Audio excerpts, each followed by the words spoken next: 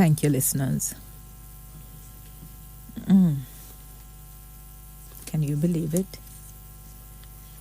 It's actually 1 full year since Russia's invasion of Ukraine. 1 full year, despite unprecedented sanctions by several countries in the world against Russia. The way in which the world's appetite has been cut in terms of its dependency on Russia's fossil fuels and all of the collaborative efforts with a number of partners to do what they can in support of Ukraine. Every day, the killing of innocent Ukrainian women and children, it continues. And no matter what the United Nations Charter says, no matter what treaties there are, no matter what international law is said to be breached, we are 1 full year today into Russia's invasion of Ukraine. And coming especially at the time it came and the time we are in now with the pandemic and the shrinking of economies of the world because of the pandemic. And then for the world to find herself in a war, it has really dealt a massive blow to a lot of countries. I certainly never thought that we'd still be here 1 year on. I never thought there'd be somebody so inflated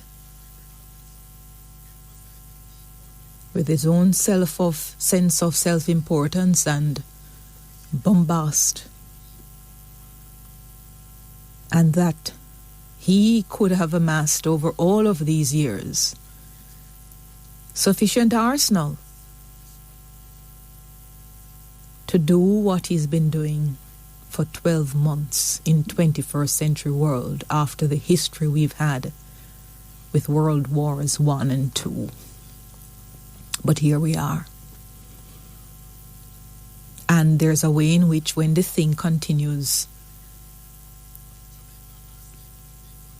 we begin to feel as if there's something normal about an abnormality. We must never feel that way.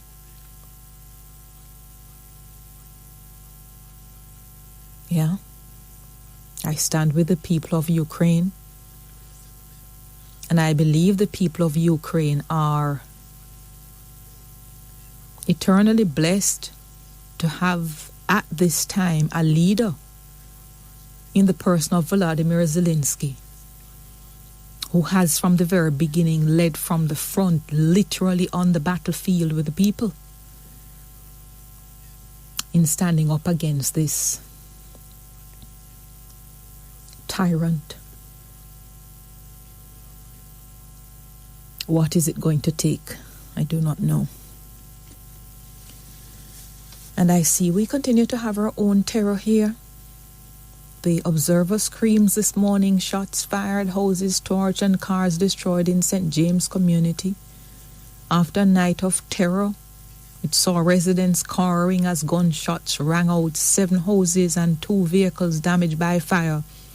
Police were on the ground in the community of Tucker in St. James on Thursday, this morning, to try and bring calm to the area. Yeah, and we're told war has been going on between Tucker and Granville, but apparently it is not a Tucker-Granville war this time around. The police or somebody who spoke to the Observer is theorizing that the incident is related to retaliation for some murders that took place on Tuesday of this week. So there are men who are alleged to have trailed some men from Tucker. And they trailed them from Tucker because the police, I understand, have a presence in Tucker. So they didn't want to carry out their acts in Tucker in broad view of the police. So they trailed the people to Granville and meted out their form of revenge there. And this is what is on the front page of the newspaper this morning. Terror in Tucker. Yeah. A couple days ago as well, we had word that the Minister of National Security issued a notice on Wednesday saying that the visa-free allowance for Cubans is to be discontinued. And a lot of people pounced on it instantly to say that we're friends of Cuba and look at what we're doing.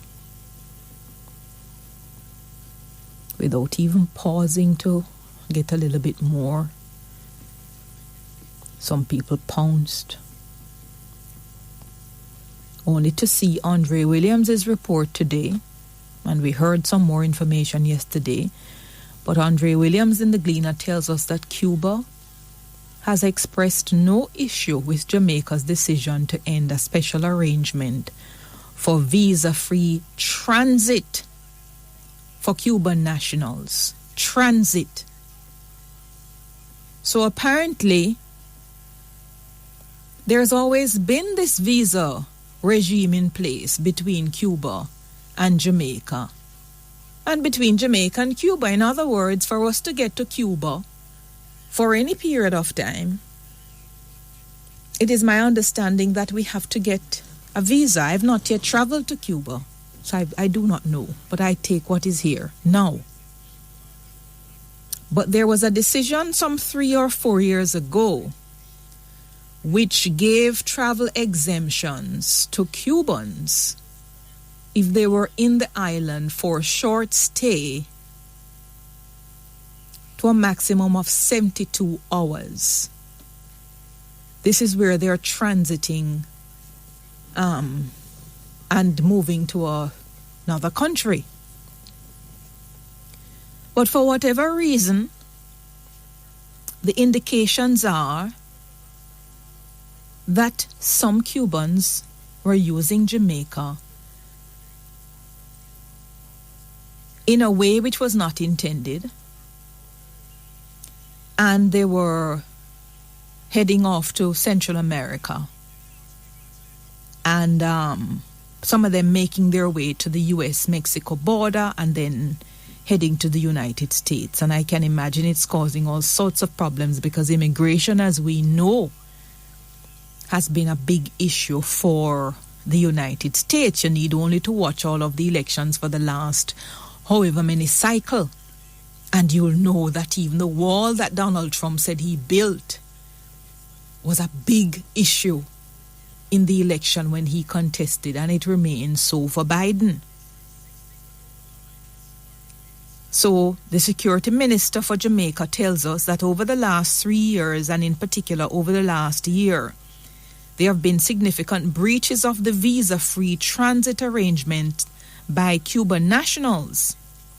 So for July 2022 to December, tens of thousands of Cubans transited Jamaica en route to Central America and did not return. So Dr. Chang is quoted as saying, "We cannot allow Jamaica to be used as an illegal transit point, whether perceived or detected, for people or contraband." Yeah? So the Cuban representative is saying it's a decision of the Jamaican government. They gave it, and they can take it back. They can end it. This is a matter for them. and the relations between Jamaica and Cuba, they remain intact. That's what he's saying. So, I don't know. I can imagine the United States putting all sorts of pressure on any country which is used as a transit into theirs. Yeah? And I don't see that it should be a major issue if we have this thing that we were clearly testing. And having tested it, we found that the breaches were flagrant. That we've decided, okay, we're not going to have it anymore. Go back to 3-4 years ago. Ain't nothing wrong with that. Nothing wrong with that. The other big thing is that the government continues to wobble with its nonsensical explanation or reasons proffered for why it has not had a local government election. The reasons don't make any sense at all. They defy logic. We've had such a good bounce after COVID. Our revenues are running ahead of budget. We've done so much better than so many countries in the world. And it requires, from my understanding, a mere approximately $1.5 billion to hold local government elections or thereabout. And we have in excess of budget at least $80 billion. But for some reasons, unsaid so far, arrangements were not made for the holding of the local government election, despite an amendment to the law from 2020 which said that it should be held by the 28th of February 2023.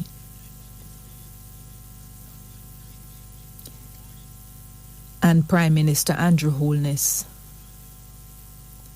needs to make his commitment to the people of the country, particularly when it comes in the form of an amendment of the law. You have to make your commitments sacrosanct. And if you have to break the commitment, the reason for the breaking must be demonstrable, not concocted. The debate about this Portmore thing is quite fascinating, because I somehow thought that the requisite consultations were had. And the matter even went to a joint select committee. You don't get to broader participation than a joint select committee when something is to be done. But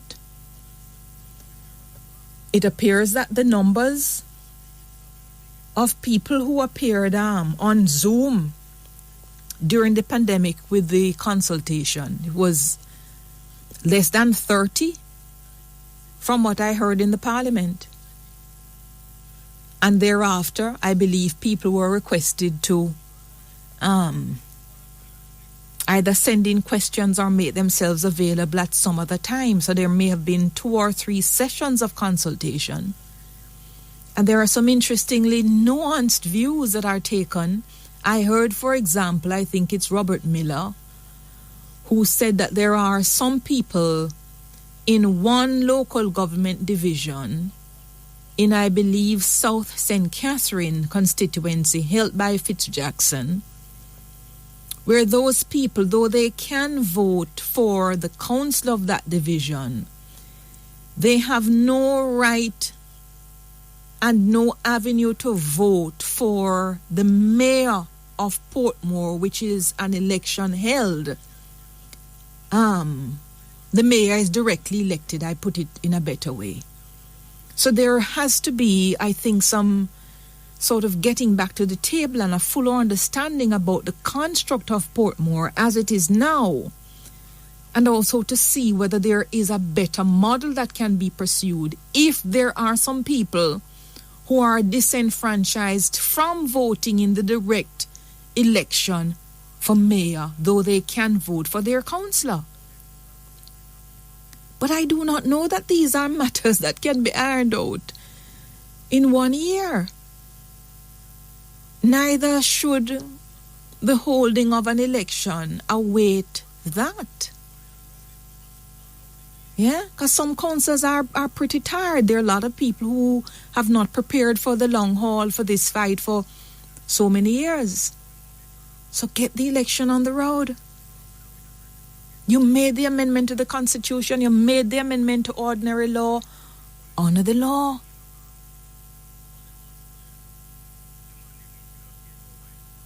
And by the way, I find that the leader of opposition business in the House, Philip Paulwell is sort of remaking himself and emerging slowly and admirably in the parliament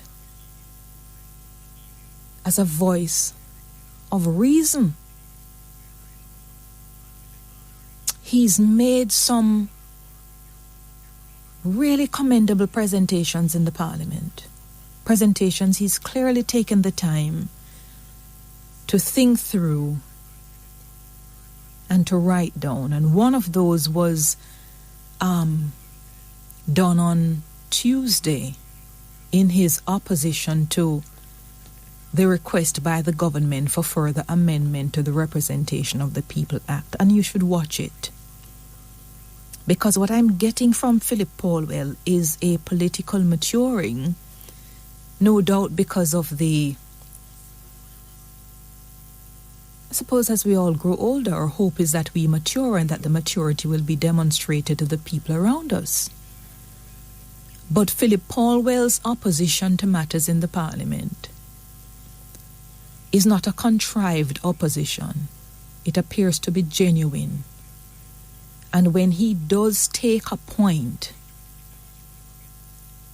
then one can follow his reasoning. And he's not afraid either to compromise where a compromise is necessary. So I always watch these things with a lot of things in the back of my mind and knowing how history can unfold. I mean, the future can unfold in spite of the history, because as far as I see life, you see, every moment we choose again. I do not know what Mr. Paulwell has in mind, but just so he will know, as will the other 63 members of the lower house and the 21 in the Senate, I'm always watching them with interest. And those are my thoughts at the moment on the political maturing and the parliamentary conduct of leader of opposition business in the House, Philip Paulwell. Let's see where it goes. Stay with us. Thank you, listeners. We're back with you on the hotline. There are a couple matters internationally that I want to draw to your attention. I don't know if you were following this debate with this young girl who is a British citizen, Shamina Begum, I think her name is pronounced. But she ended up leaving the UK and being pulled into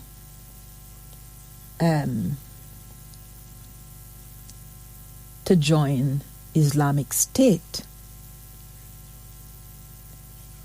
She's now 23. She went to Syria when she was about 16, I believe it was. She got married as well in Syria to a member of the IS. And you know how people can turn when the pressure is added to them. And when the whole disclosure came a couple of years ago, I believe it was, about, her going to Syria, there were a lot of young girls from the UK who ended up in Syria, who ended up marrying members of the IS too. And the thinking was, because of the threat posed by IS to the world, that a lot of these girls and their loyalty to their new husbands, it would cause them to be a threat to their countries of origin were they to return. And one of the things that happened is that I believe the Home Secretary in the UK removed the citizenship of this UK national on the grounds of national security.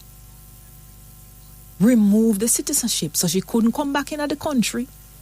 She couldn't regain any access because they felt the entire national security apparatus would be under threat, because we don't know what them intend to bring back to their country of origin. Fascinating. The young lady appealed the stripping of her citizenship on national security grounds. And only a couple days ago, I saw a report in British media that she lost the appeal against the decision of the government to strip her of British citizenship. In other words, there are some jurisdictions where national security trump a whole heap of things. National security is a big thing. As happened the other day with the Privy Council and that appeal with the General Legal Council and the Bar Association. National security and, in fact, international money laundering efforts. And it is fascinating to watch how the UK courts in particular, they trump up the issue of national security grounds, trumping other rights. In this instance, the right to a citizenship. When I first heard of the stripping of the right of this young lady and others, I believe in 2019, you completely remove their legal status. And I recall there was some issue with Haiti at some point in time as well about stripping of citizenship.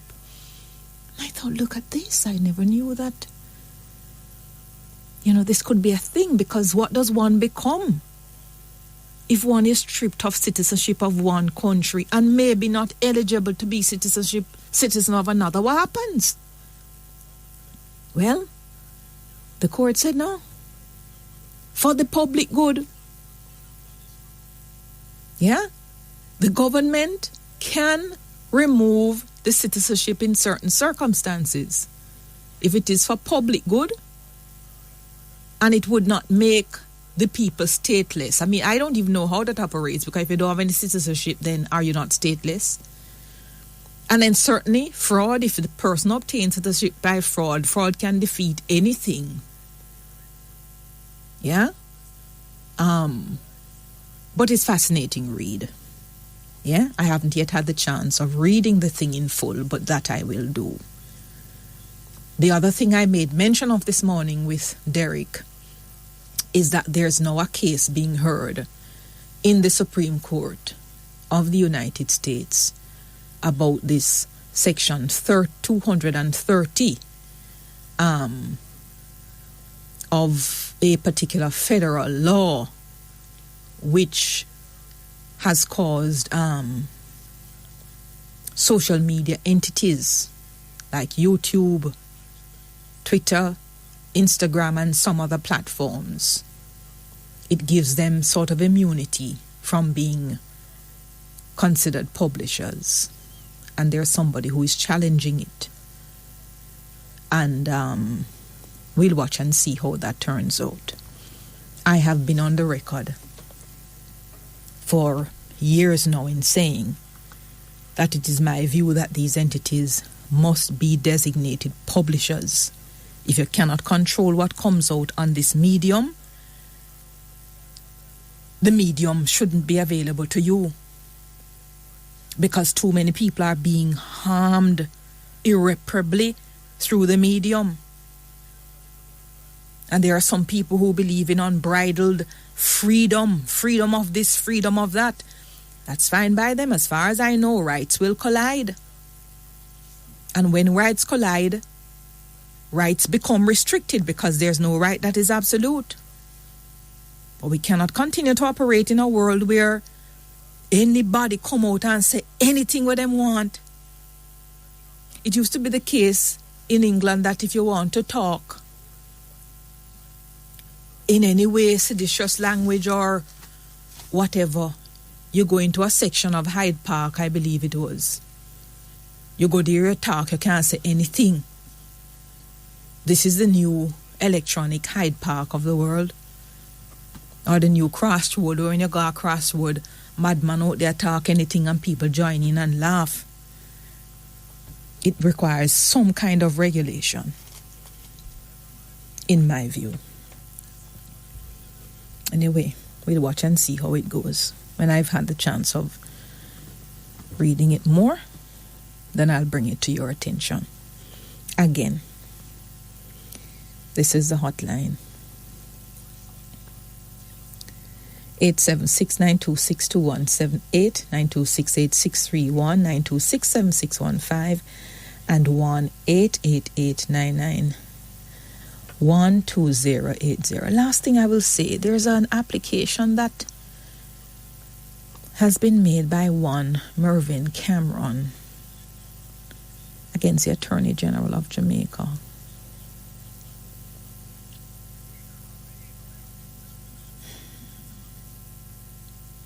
I don't really understand it. I'm going to try and understand it and see.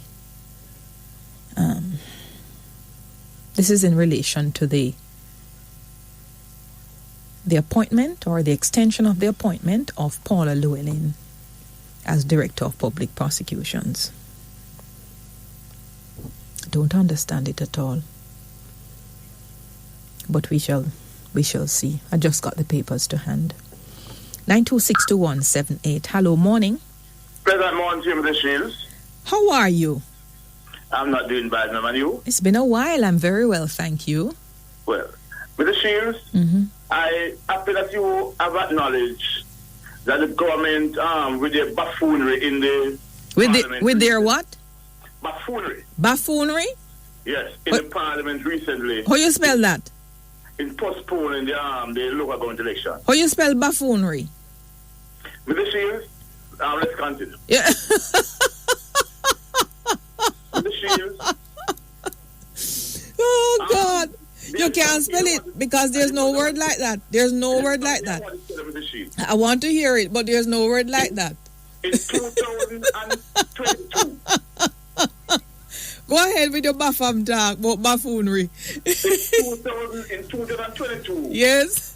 When Desmond Mackenzie came to Parliament to postpone the local election, it was the same day that the government really lifted the COVID restriction. Yes, I heard Mark Golding with the argument, so don't repeat them in full here. No, listen to me. And everybody there, Mark Golding, it must be repeated. Jamaican people need to understand that this Jamaican party, who's in the lead of the poor and are afraid to face the people, them come with them foolishness. They said the same day the COVID restriction are relieved, he said we're going to COVID while the election can be kept. This time now, the same day the acting chairman or whatever of the PIOJ said Jamaica grew 3% in the quarter gone. You agree with that? Huh? You agree with that or not? It grew on paper. Because the people that Jamaica are not good. Ah, boy, yes, go ahead. Yes, and the same day he said growth, and you can grow again. The same day, the minister come again, come say, because of economic uncertainties, they're going to postpone the election. But the Jamaican people have realized that this government is afraid to face them because this government, have realized also that their program capital, has been eroded significantly. And yours has risen? And that Mark Golding, yes, and the PMP, yeah, is on an upward trajectory. To where? To the bottom? Mr. Shields, you can say what you want to say. I ask you a question. You're making the arguments. I'm asking you a question. Where's the bounds? Eh? Upward can't go to the bottom. Oh? Well, if you're coming from minus, then upward is actually heading to 0, which is a plus. Which is an upward movement. You can say what you want to say. The Jamaican people is ready for Mark Go and the PMP. How many councils you have ready? And we have 227 councils ready. Council candidates ready. We have them. Yes. But you know what the sign in the shield? Yes. Is that 76 councillors, either 76 divisions are not being represented properly. Because some of the people have migrated, gone foreign, live foreign at least. You have some of them who have died regretfully. And you have some who are not planning to run again. So you know, see them wishy-washy.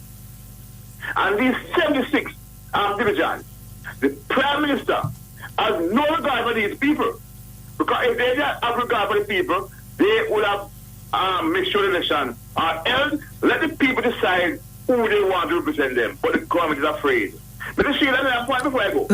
Before you think there, as I learned in the Parliament, this is why it's a plague on both of your houses. I learned in the Parliament that the first and only time a local government election was held on time was 47 years ago under the GLP. But that is not the year idea because 2016, the both houses amend the law so that it can be held the right time. Yes. So that is not the year idea, Mr. Shields. Don't come with that. Okay. Yes, Mr. Shields, we have noticed the anti-social behavior in our country over the last, say, 5-6 years. It has gotten worse. But you know, one of the main factors of this machine is that most of our beaches, our rivers, and areas of recreation, and people to go and play football and play cricket, have been taken away by this government and have been sold to private interests. People cannot go to the beach again. Prince and boys who go kick football can't not there because man buy out the land. And then we talk about why the people behaving that way. That is one of the reasons. Because what? Them can't go river and beach? Them can't go river. Them can't go beach or socialize. The play field is a play plan. It has been taken away and gone to the big man to get out. Oh. But tell me, Mark Golding, in the last presentation at conference, spoke about the next PMP government that is led by him as the Prime Minister. We're going to make sure that Jamaicans have access. I mean, I talk about with exorbitant fees. Access to our local, to our beaches, because it's a given right that our citizens enjoy our beaches, beaches. You really think? You think the PNP stands a chance of winning the next election? As a matter of fact, with the shield, even call it any election time, I want that election PNP win. But who is your team? Who is your team? Tell me about the attractive team of people around the leader now for various positions. Who are they? Mr. Shields? Yes. We have Jordan Robbins, and I'm about the 13 members of Parliament. Well, might be Peter Police over there. Might be. We'll be minister, and you have many more coming in, Mr. Shields. Like who? No. You said Julian Robinson. I don't want to tell you. But that's the problem. Mr. Shields, the selection process is taking place right now. The what? The selection process. And you have some people, Mr. Shields, you're going to be surprised. No, clearly I'm going to be surprised. When you finish with the selection process, Mr. Shields, for the members of Parliament, you are going to say, yes, It's one of the best cup of people I've seen in a very long time. Oh. People have been attracted to the PMP in such a way, up to be frightened. Oh. Some names for me apply for to be representative of the But you PMP. are talking things now that's completely going against our number one pollster in the country. Don Anderson. Don Anderson has found that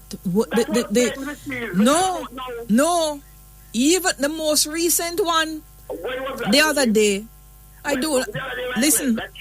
No, I do not know have the date, but the trend has been. What is it? June? Yes. But the trend, no, and this is why it may have even greater currency. The trend was that the PNP, continue to attract the older members of the population. Even so, in dwindling numbers, that has been the trend. Let me say something, What has happened since then till now is that the PNP have been threatened on the mark goals. The PNP is moving in that direction. People are seeing the PNP as alternative because when you hear a man like Jordan Roberts talking, when you hear Michael Prince talk, when you hear Fitz Jackson, no, hang on a second. No, hang on a second. No, hang on. Match them up to their JLP counterpart. No, hold on. So you're going to be Julian versus Nigel Clark. Eh? Nigel Clark. Julian versus Nigel Clark. Let me tell you something about Julian. People believe Julian Roberts won Nigel Clark. Because people feel what Julian said is come to reality as Nigel Clark. I'm going to thing when he say, this is a win, that's a lose. This is a win, that's a lose. And people realize that with the Shield. Oh God, is that the problem? But it's always good to hear you. Always good to hear you. Yes. Thank you so much. Say, what you say? You come with the buffoonery. Some people send me a word with the proper spelling. Yes, buffoonery is a word. Buffoonery. B-U. But it's a buffoon. That way to say a country, you know. When we say a baffam, a big cousin. Baffam, that means all your belly puff. We know about buffoonery. We don't know buffoonery. This is the hotline. Hi. Miss Crook. Yeah, Kuya. Me have to go in a meet now. The biggest baffan. You see? Let me tell you the biggest baffan. And I'm not being disrespectful. The biggest baffan are the ladies them was sit down and still allow George Wright to be a parliament clown. He is such a circus parliament clown. That man stand accused of beating a woman. Stand accused? Who accused him? The country. Oh. The country. So the country needs to go give statement to the police. That's what the country needs to do. Beating a woman with a stool and the killing teeth in a parliament like a roast goat head. You understand? But continue, George Wright. Because when you behave like that, the rest of the killing is showing you are still labor rights. And labor rights agree. That is quite clear. Labor rights agree. You understand? Because when you get up and go sit down the two seats, golden and whichever one seat, it's just stick everybody in their stomach. Like how it stick my stomach and my sister them stomach. It stick my sister them stomach till me have to buy green Andrews. Green Packer Andrews. Go to them Tuesday night at Cambridge. You understand? That is how much it stick there because you stand accused of beating a woman mercilessly with a stool. You should not be in there until you clear your name. No, hang on a second. I do not know that the accusation stands. Because the woman never made a report. That's the problem. No, but you can't say that here knowing that it doesn't. That is quite malice. And that's what I'm saying. It stands in the public. No. Everybody don't know what happened. This is part of the problem with this country, you know? To show, it can be scrambled. The video was not scrambled. I said it can be unscrambled. It was not. The technology is there. Listen. If I'm Israel, if God was interested, if I'm Israel, could I clear up that video there and clear it up for the country? If I him or not him. Leave off of that because there are some legal underpinnings there that I do not wish to traverse. I take your advice. Yeah. I take your advice. So me leave it. We just want if you know, say. He stick my sisters to my sister that I have to buy Andrews got Cambridge Tuesday night, go get them. Well, it is very clear to me. Good. It was always clear that it is not right to call George Wright an opposition member. He's not a member of the opposition. If it's Galang back over there, so go sit down. Not an opposition MP. Go on over there, go sit down and don't take to see what Miss Crook. Everything that comes to Parliament to be voted on, he votes with the government. You know, me have you up in a me cry, you know. Me know. Go ahead. Me have you up in a me cry. Me have a wit again. A what? A wit. A wit. Spell it. W-I-T-E. No. Don't look here. Well, Anake, start a dictionary for me. I know the correct word. The first word we are going to put down today is buffoonery. I know wit. When country people say they have a wit against you, they know it's very bad. Tell me. I come here. The talk of the day we go out, we talk about instant, but it's one of the best points never make in a long time. Every week we come here, me make good points, but guess what? Because in your view, it probably go against the grain. I want a certain people your support. It is not good. Look now, Miss Cook. Take you thinking. 12 billion upper Cornwall Regional. 12 billion upper Cornwall Regional Hospital. You could have make it think in. You could have emphasized the 12 a little bit more. You could have come here and defend this Cook before renovating whatever. 12 billion could have built 4 hospitals. It is a somebody, Miss Cook. In a decent country, Sweden, Norway, Finland, Denmark, Australia, New Zealand, Canada. Somebody that in a handcuff today. Handcuff? Handcuff, Miss Cook. For what? Miss Cook, for what? How can you justify spending 12 billion on the renovation of a hospital? 12 billion. Can you? That is something there. There is something there. FBI, what the name of England, Scotland Yard, Mountain Top Police. Can I ask you something?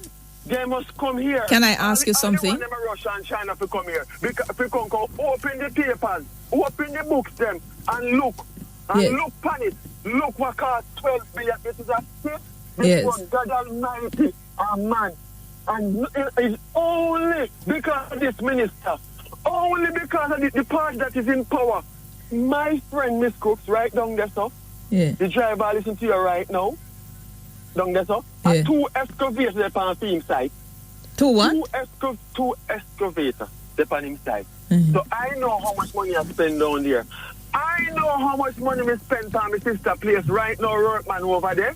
And I tell you about construction. It's not its size or its scale of Cornwall Regional. But I know what is happening. I know people who get work up a Cornwall Regional and I want no more because of many reasons that I won't say here. Well, you, Miss Cook, you are one about just to tell the people, it never, not because it never renovated since the bill. There's no reason why that place should cost 12 billion. And somebody, I don't know who, but somebody should be in handcuffs today. I said it's only because of the minister, it's only because of the party that is in power. Because if the party changes tomorrow morning, Miss Cook, let me make a point. The party changes tomorrow morning, and PNP do the same thing. The same man them when they work up, they took today, can tell you if you worth it because they know the value of the work. We have the office of the Auditor General, Miss Cook, and we have the office of the Integrity Commission. All of whom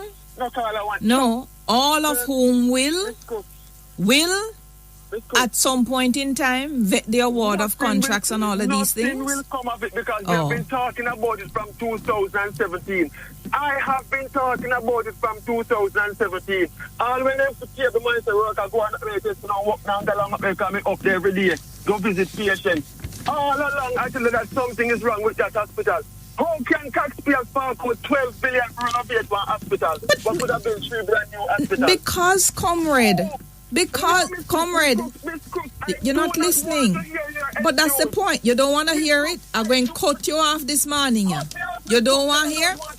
People don't want to hear it. Well, because we know what is happening up there. Have a good weekend. Have a good weekend, Miss Cook. Goodbye. You can't have spend up there. You are part of it. I mean, they must spend it for. You are part of it, Miss Cook. You see me with red bottom boot.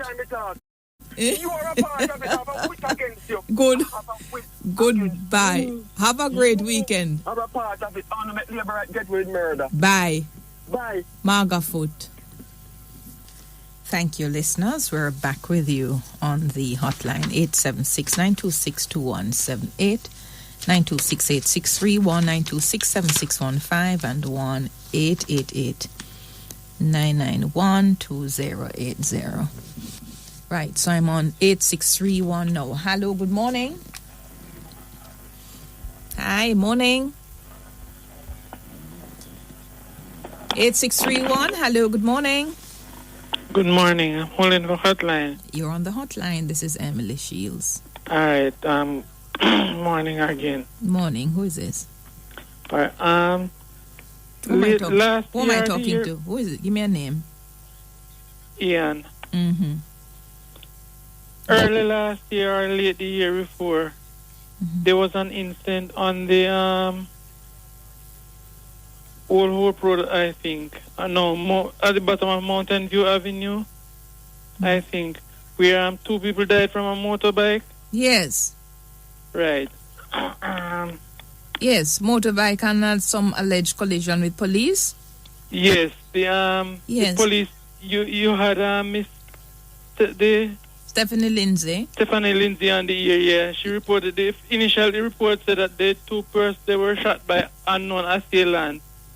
And the residents protested that and said, after that, the autopsy report came out to say they died from blunt force injury.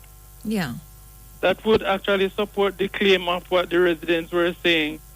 But you had asked the commissioner to come out and say something, and Mr. Stephanie Lindsay said that the police were investigating. Yes. We haven't heard anything more about it. I agree. That's something we need to follow up with. In fact, I think I did see word from the father of the young lady who died. Right. That I remember he spoke on the radio. Right. I spoke with him as well, and there was no change in the circumstance up to some months ago. So we really need to get back on that, Ian. Mm-hmm. Thank you for the reminder. Let's Yes, because we just can't lose two citizens just like that. And the police gave contrary reports, so we want to know what's happening. Yes, initially we really want to support the police, because every now and then they come out to say, whatever we know, we must support the police, we must tell the police. But yes. I can't understand this one at all. Yes. So we really want Mr. Stephanie Lindsay to come back and say something, or the commissioner. Yes, I completely agree. Thank you for the reminder, Ian. All right, Emily. Appreciate it. Bye-bye. Yes, that's the Mountain View situation there, where the people were hit off the bike, and they first sent out a story that made we have to follow that one. 9262178. Sorry about that. Hello, 7615. Hello. Morning, welcome. Yes, good morning. I want to make a contribution to your program. One of the concerns that I've been having... May I get a name, please? Perkins. Yes. Yeah, one of the problems I find that has plagued our society, and it's really a grave concern, there's a level of crassness and coarseness that has pervaded our society in such a way that, and I think that is what is reflecting in our schools today. You mean, it's interesting to note and to see how some of our children behave. You know, I give that experience. I remember a situation that it was a meeting we went, and there was this young lady. I stopped by, and, you know, normally, being a ladies' gentleman, you just try to be a ladies' gentleman. I opened the door, and she said, I'm not moving. I said, why? Why are you not moving? She said, I find it degrading to me that you're going to open the door for me. And I laughed at the idea. I just said, it's a sad state of affairs in our country when our young people has reached this stage that, you cannot be polite or show any level of care. And I think this is what is contributing to some of the problems in our society. And I'm wondering, how as a nation we can address some of these problems. Because it is sad when you find our teachers have reached the stage that they are fearful to do anything, with these children in correcting them. It is really a cause for concern. And I don't know how we can get out of this situation. Yeah. But I think the time has come where we need to do something about parenting. I think that's where the problem lies. What do you think that something is? Well, just like, you see, we seek to train person in every area of life, but we have never placed emphasis on training parents or helping people how to become parents. Yeah, but the problem though, Perkins, is that parenting in the 70s, the 80s, and the 90s is a completely different style of parenting for the 2023, Completely different. These children, they have voices. They have views. They want to be heard, and you better be willing to listen. It's not like first time you tell Pitney, be quiet. That's true. Don't want to hear you. And in fact, I think if we watch ourselves as adults, you observe yourself objectively and your use of your cell phone. Yeah, you have the cell phone in your hand or you have it on a table. Look how many times you look at this instrument over a 5-minute period. That's true. And you're absorbing things from all over the world. Things that you wouldn't ordinarily hear about, and you are forced mentally to have a view on something that you probably otherwise wouldn't care about because it is not in your immediate milieu and not affecting you. So too with the children. Every second something comes to them and they have a position, they take a view, they have different personalities, different whatever it is. And if we don't find a way to give credence to those different strains of ideas coming out of the children and recalibrate to their reality of social media and the world around them, we don't even begin to understand what parenting is if we can't do that. Yeah, but are you suggesting that there is a shortfall, or we have fallen short as elders, so to speak, in trying to look at this situation that affects our young people and to address it accordingly? Well, falling short, it may come to the same conclusion, but I think because it's a completely different world from the one in which we grew up, we cannot begin to understand it. Neither can we begin to navigate our way around it with these new people that we have bred. They come into the world.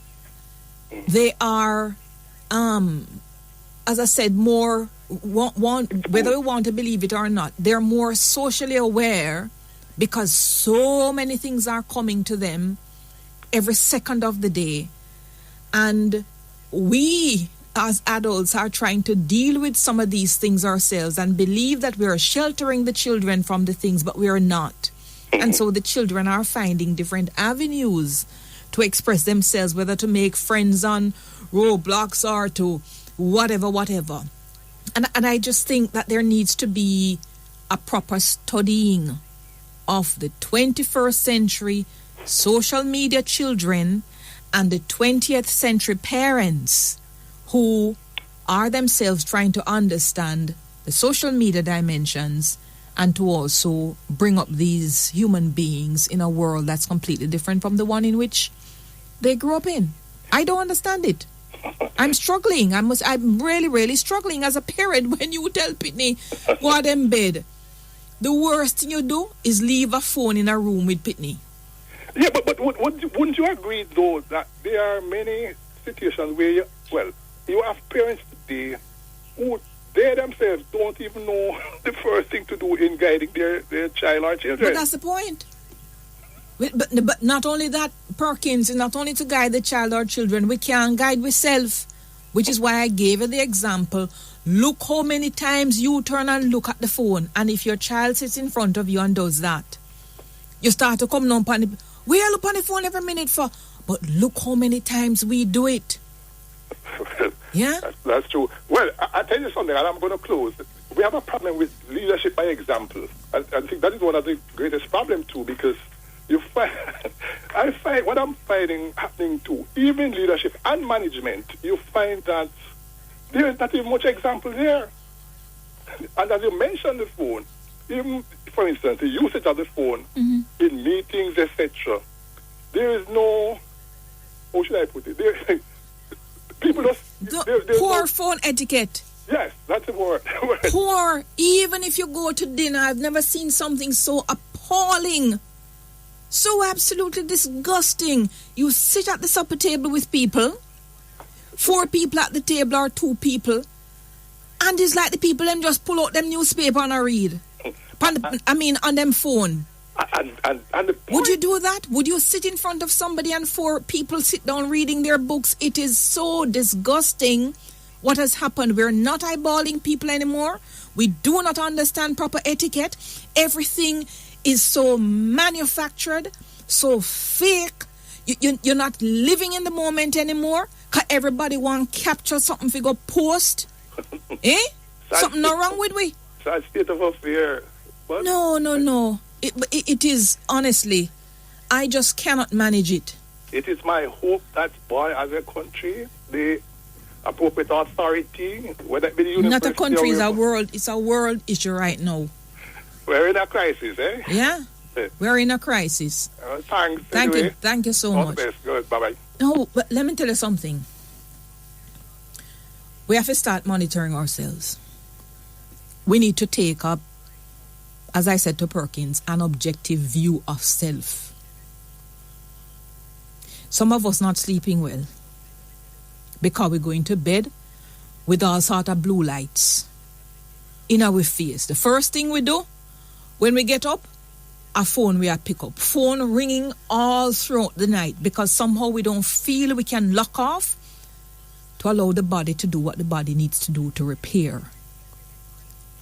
And if your children dare do that, it's a big problem. So the hypocrisy of life. Do what I say, not as I do, because somehow you think you're managing. You're not managing. And this thing where I just think some of the orthopedic surgeon, at some point in time, there needs to be a publication of some paper on how we're mashing up the vertebrae in our neck. Because everybody, they look down. Everybody I look down. We need to understand what's happening to our thumbs too, because of the ferocity with which we're typing. And I don't know why some of these people who work in these areas don't publish something to make us know what is going on with us. But there needs to be a time and place for many things. The phone has tremendous value. Social media has tremendous value, but like everything else, without proper etiquette around it, without moderation, you're going to run into problems. For the life of me, if you go out to dine with people, the least you can do is be decent enough to get off your phone. Why do you sit at the table with people and nobody's looking in the next person's eye? Everybody have their head down like a horse. They look on phone. You bring children to the table and the pitney them dep on them phone. The pitney at the table not talking to you. The child who is not at the table knows more about what is going on at the table than the children who are at the table. Because the children are not talking. What a dysfunctional world. If you sit in an airport, my God, 7, 8 out of 10 people head down. If somebody pass and pick somebody somewhere, you pass some building sometimes, you drive into a parking lot. And the security guards in the booths don't even see you. You wear a bright red frock and them not see you because them head down in a them phone. We can't work so. This instrument has become more interesting than the people around us. Sometimes I want dash it where see man. Without warning. Sometimes I want to fling it so far. Better to say, me can't wait for a 5G them to come in, to come crash it. Me can't wait for everything just go so boof. Just like how the theory of evolution, how we come in, boom, them say. Although I'm into creation. And because I believe in a creation, I believe you have the day when you rest. But in the same way we come in, boof, we're supposed to go out back, boof. Darkness, peace, light.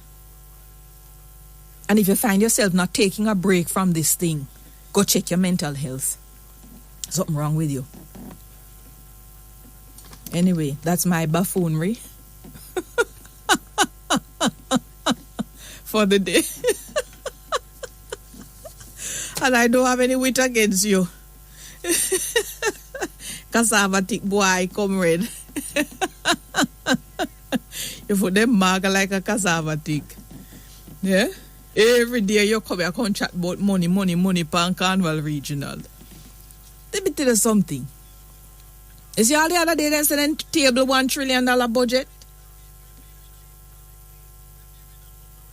The $1 trillion in 2023 will buy less than what, much less than that, could have bought a year ago because of inflation and the depreciation in the value of the dollar.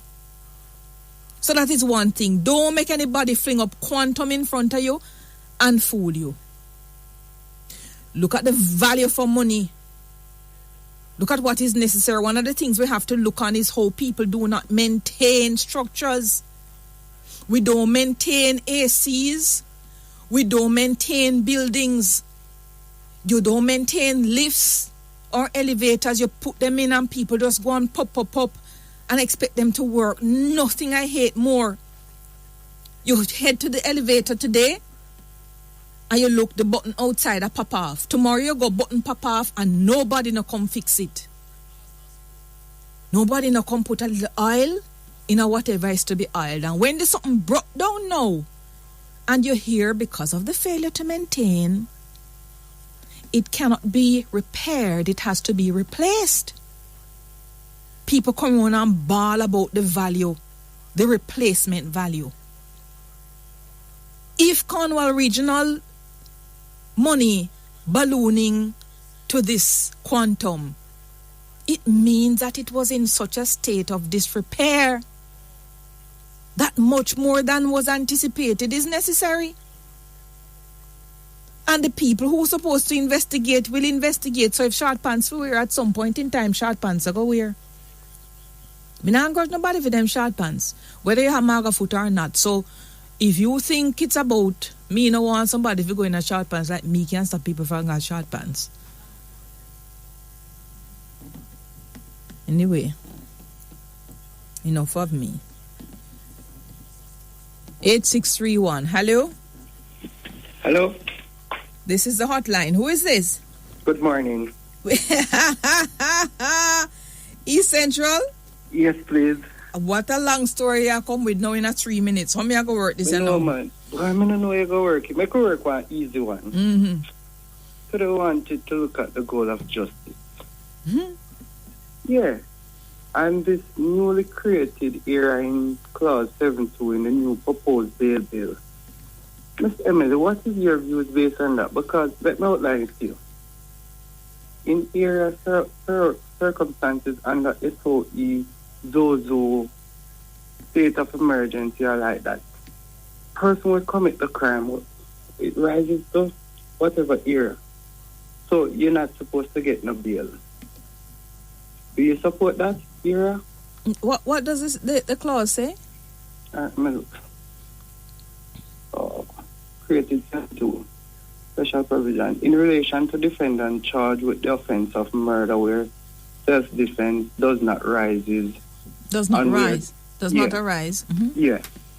So do you support that newly created 72? Well, keep reading it. I'm trying to remember. Keep reading it? Yes. Yes, okay. It's longer than that. Yeah, man. So where self-defense does not arise. Mm-hmm. And where the murder commit in an area where circumstances rises to capital murder. They couldn't say rises. Circumstances rise to capital murder. Yes? Yeah. Capital murder is committed where we have a SOE, state of emergency, or cordon or curfew. You're not entitled to bail. Yes. What is your views on that, Miss Emily? So the last part about entitled to bail? You're not entitled to bail. Not entitled to bail. You're not going to get no bail then.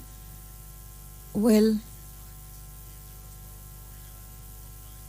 as far as I know, how it operates now, we all have a right to have the matter of bail considered. We have a right to bail, and we have the right to have bail considered when one is charged for any offense. Yeah. Some of the matters that the court looks at in determining whether or not to grant bail include the seriousness of the offense and the strength and the strength of the allegations against the accused. So that where you say where self-defense does not arise, I suppose some people would say that is taking into consideration the strength of the allegations. But it is, as far as I understand, what this bail bill is doing is to literally spell out in detail some of the things that the courts have used over the years in deciding whether bail is to be granted or not. Yeah? But I have to go to a break and then come to my feature. Thank you, listeners. We're back with you on the hotline. On the Pulse with Public Health, I'm joined by Health and Wellness Minister, Dr. Christopher Tufton. Dr. Tufton, welcome to the hotline. Good morning. How are you? Very well, thank you. And you? I'm fine. Giving thanks. Very good. And I think for your technical support, you have a lot of people. Dr. David Gemot. Yes. Dr. Gemot is Electronic Health Records Lead with the Information Systems for Health, the Health System Strengthening Program. Welcome, Dr. Gemot. Thank you very much, Emmeline. Right, and we have Dr. Kin Ong, medical doctor, clinical informatics officer, also with the Health System Strengthening Program. Welcome. Good morning. Thank you. Good to have you. And Dr. Hilary Hines, also clinical informatics training and user experience officer with the Health System Strengthening Program that is now underway. Welcome, Dr. Hines. Thank you. Good morning. Happy to be here. Good morning. I know we're going to get into the electronic health records, the way for the future in a moment, because you have your whole support team there. But Dr. Tufton, I just had one of my callers who talks all the time about the quantum involved in the repair, the refurbishing, the rebuilding, whatever it is, of Cornwall Regional Hospital. We heard in the media it has now ballooned to about $12 billion. Why? Well, that sum is a combination of both build-outs and also equipping the facility. The reality is that we're building a new hospital. We're going to say more about it because I think it's important to align what the numbers suggest with what the realities are. But the long and short of it is that the hospital has had to be stripped down to the bare minimum of concrete and mortar. And even in that case, we had to reinforce that structure. And so where we're going now is to put back in the plumbing, the electronics, the roof, every single addition to make it a hospital. So it for all intents and purposes, we're building a new hospital. And if you look at it in that context, it is going to be a value for money proposition, certainly when you compare it with build out of new hospitals, whether abroad, other places. And in terms of the benefits to the people of St. James and beyond, it will be well worth it in the future. But I do appreciate that further explanation is needed, because we started off on a journey that represented fixing one issue. And of course, today we now have a roadmap. Before now, we did not. So we know exactly what we need to do. So I'm a lot more confident that we can meet some deadlines, which I was hesitant to set in the past, and that the sum spent will represent a new facility for the people of St. James. Am I correct in my recollection that initially you'd said about 5-something billion? Right. Yes. And it has now gone to near 12, so it's doubled? Well, I'm not sure it's 12, but or somewhere 10? in the region between, yes, around that. That's what the roadmap is suggesting based on all that needs to be done. Again, right up to the last 6 months, we were still assessing the extent of the work, even though we were working on restoring the building itself. We're still assessing the work that needed to be done to complete the facility. In terms of design cost. Over the number of years, there have been escalation in cost also, so that account for some of the increases. And, at the end of it, what we want is a facility that represents a modern facility, not a facility that is being dressed up that will need work a year or two from now. So I think that's the kind of explanation. But as I said, I do appreciate that the public deserves a detailed explanation aligned with these costs that have been announced.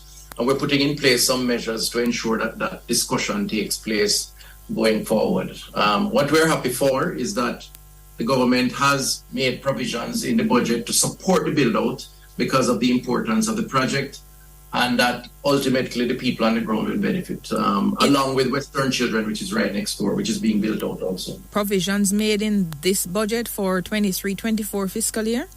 It's over the next couple of years, yes. So there's provision in this budget for the final phase to begin. We're closing now the second to last phase, which is to strengthen and ensure the integrity of the hard concrete structure. And then from there, we will go to the final phase, which is to put in the partitions, to put in the electronics, the plumbing, all the necessary infrastructure to make a modern hospital functional. And of course, the equipment also, which will be all new equipment, because we can't put back the old equipment in that building. Those equipments would have basically depreciated to not provide the value that we expect of it. So everything has to be new. Yeah. And medical equipment are very, very expensive, whether it's an operating theater bed or any other diagnostic equipment. So it's an entirely new structure, except for the frame that is in place that we have had to reinforce. So when you say the final phase, does it mean, therefore, that we could see an increase in the bill from the 10 point something that is now there? Or is the 10 point something supposed to be final? But, there are always possibilities of variation around these types of projects. I mean, tomorrow morning, if steel price were to go up or cement prices, which you may see adjustments. But I think that at this point in time, based on the figures that we have, having all the work done, including a team that went to China to sit with the suppliers of the inputs, the infrastructure inputs, to look at quality to ensure that what is required will be delivered. All of that went into the costing, which now places us in a position to speak with a lot more certainty as to what the roadmap is and where we're headed. So I am a lot more comfortable now that we will settle around a figure that represents some certainty to complete the project going forward. All right, so then... But it has been a challenging road. Yes, we know that. And I know it's my Achilles heel.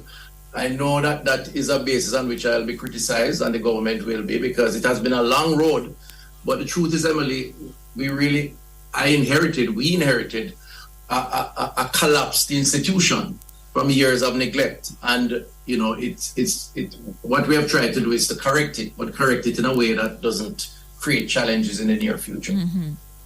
All right. So, Dr. Jemmott, you want to start us off? I understand there is the official contract signing ceremony for Jamaica's electronic health records. For those who may have missed it, I see that you are the lead for the information systems for health. So just remind us what that is, Dr. David Jemmott, please. No problem. Thank you very much, Emily. So the IS4H, or Infrastructure for Health initiative, is really a part of the health system strengthening program for the prevention and care management of non-communicable diseases. And this is a program that was founded by the Ministry of Health in collaboration with the Inter-American Development Bank in 2019.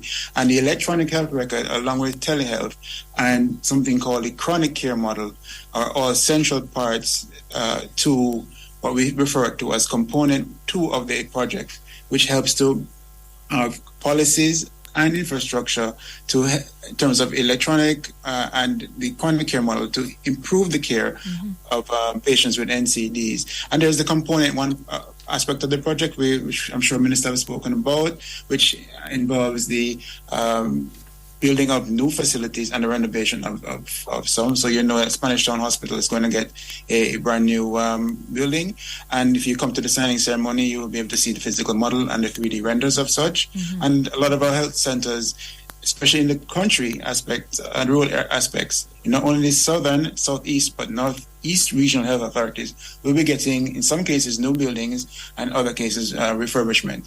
So we've seen evidence of this at Chapelton General Hospital, where we see really how that institution has been transformed from where it was as Chapelton Community Center, Health Center, to a really, I don't know if you have had the pleasure to. I think I did a broadcast from there. Yes, I remember being a medical student there many years ago. I won't say how long, but it's really a wonderful institution, and it's very inviting for those who may have health challenges and want to really attack some of those NCD, diabetes, hypertension, cholesterol, and let us not forget mental health. And it's very important, Hillary, because, you know, we live in a time when 1 in 3 Jamaicans are suffering from hypertension, 1 in 8 are living with diabetes, and 1 in 2 Jamaicans are overweight. And let us not forget that 1 in 2? 1 in 2 are obese or overweight. In terms of the BMI classification. Oh, I thought we debunked BMI a long time ago. That is not quite reliable. Well, yeah, that's for debate. But, you know, the risk factors, these are all risk factors for things such as cancer and respiratory disease. And let us not forget, the 4 out of every 10 Jamaicans are expected to suffer from some form of mental illness over the course of their lifetime. So that is also a very important NCD that we're trying to address. So it's just a part of a bigger scope. And for our listeners, maybe wondering what is an electronic health record. You know, you hear about these things and you wonder what these things are. Well, so it's a software ecosystem that provides a secure, let us not leave that word out, secure, integrated collection of a patient's health encounters within a healthcare system. All right? So we're going to come back to that. Why is that important? We're talking about healthcare system. So it provides a comprehensive digital view of a patient's health history. So you're not just taking a paper docket and just putting it on a computer. It's a bigger thing than that. It's multi-provider. So it's more than one doctor or nurse, right? And we speak about healthcare. We are in the Ministry of Health. We believe in an inclusive approach to healthcare. So it's all about everybody that helps the patient. It's multidisciplinary. So you could speak of your GP, you could speak of your surgeon, your urologist, your gynecologist, having different inputs on a set patient. And it involves the sharing and managing of health data within multiple locations, so the patient is able to, say, move from Greater Portmore to Spanish Town to Old Harbour, and that their data will follow them. So, and that is, you sometimes hear the term electronic medical record. They're not the same thing. An electronic medical record is sort of single provider, single location, one patient. We've kind of moved on beyond that now. We did, especially with this project, which is a pilot, and it's going to, it's not a matter of if it will be a success, it will be a success. And when that happens, we'll be moving throughout the entire island. But this is what an EHR is, and it is a big deal. It's not really something that's new to Jamaica. The University Hospital has a system that's working there. The Santa Cruz Health Center, many of our patients from that area would have gone to Santa Cruz Health Center and would notice that the physicians or the nurses are not writing in the paper docket; they're typing on a computer. And so we're doing away completely with paper as well. Eventually, that is the aim. I thought paper was a backup, because when the hackers them come in and things go poof, everything gone, Hold on, doctors. Hold on, doctors. Let me go to a break. When we come back, we'll take some of the call. 876-926-2178 and more. Hold on, please. Newport for Sand Jamaica Limited, the first on the land, blenders of high-quality fertilizers. The time by Newport for Sand Jamaica Limited is 10:45.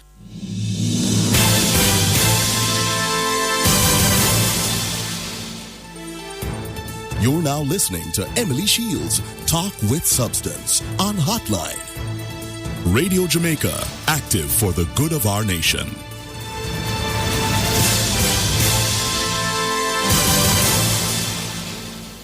Thank you, listeners. We're back with you on the hotline, talking on the pulse with public health. Dr. Tufton, Dr. David Jamot, Dr. Kin Ong, and Dr. Hilary Hines. We're talking about the electronic health records, and we hear that it's a secure digital view of patients' health history, all in this interesting portal. And they're going to be having a ceremony at the Spanish Town Hospital. That starts at 10 today, Minister?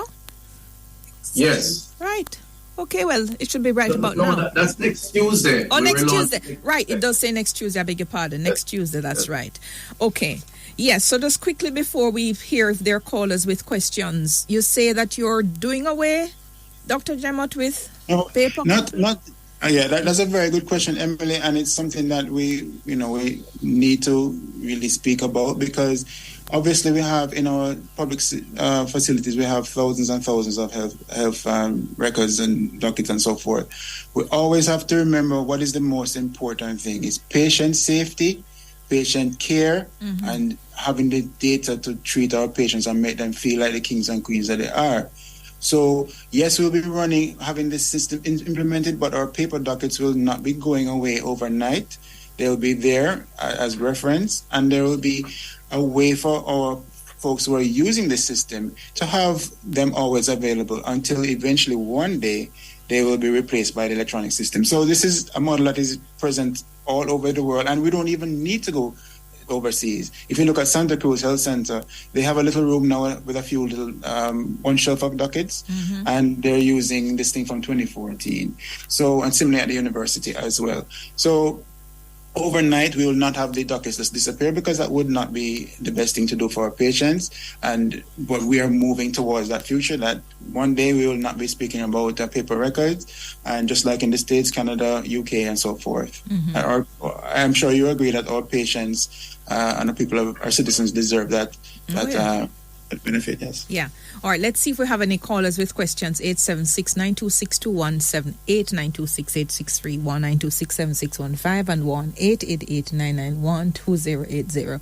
Somebody on WhatsApp saying, the only person who believe Dr. Tufton is you. That's me. If Tufton was repairing his property, he would not be spending his money like that. You hear that, Dr. Tufton? Yes, and I'm open to all of those criticisms. I have no issues with them, but the proof of the pudding will be in the eating. Let's allow some time. I think we're making excellent progress. In fact, you know what I want to do, Emily? One of these Fridays, I want to bring you guys down there, and maybe a carry live from there, and let us talk to the people on the ground. Let us talk to the contractors. Let us look at the physical structure and the work that is being done. You think I will know what $12 billion is to look like on the ground? Well, if you talk to the experts, they will tell you what is being done. I mean, I don't take my word for it, because I appreciate the fact that people will question and challenge, because the process has been delayed for so long. not an easy road, has not been an easy road, but I do believe that we're on a good trajectory now. And I think discussions with the experts will be a worthy way of reconciling the suspicion and the gaps that may exist at this point in time. All right. Let's see who we have there. 876-926-2178. Let's see, we have a question. Dr. Tufton, hi. Welcome. All right, the person is not on yet. So what about the making of appointment now and so forth? Can we use this electronic health record system to do that, Dr. Tufton? Yes. Doc here can give you some more details on it. Doc, go ahead. Yeah. Sure. And I want to pass on, Emily, also to some of my team members who will further give us some information. But yes, of course, it supports a robust appointment mechanism, and even with eventually we can sort of have some of our patients make some of these appointments and even interaction with their providers via a smartphone app. So I'm going to turn over the stage to Dr. Kin Ong, who will speak a little bit more about that app, that patient app. Yes, Dr. Ong, go ahead. Thank you. So the app is called AirMed, and that's going to be the patient-centric app, meaning they're the sole users of it. And a lot of it, it's very, I guess a lot of us are familiar with the health apps that are on the market, but this is specifically connected to the electronic health record, their own, and they can actually input their home blood pressure readings, their blood glucose readings. And the health center that they're connected to, when they arrive, they can pull it up and they can see the tracking.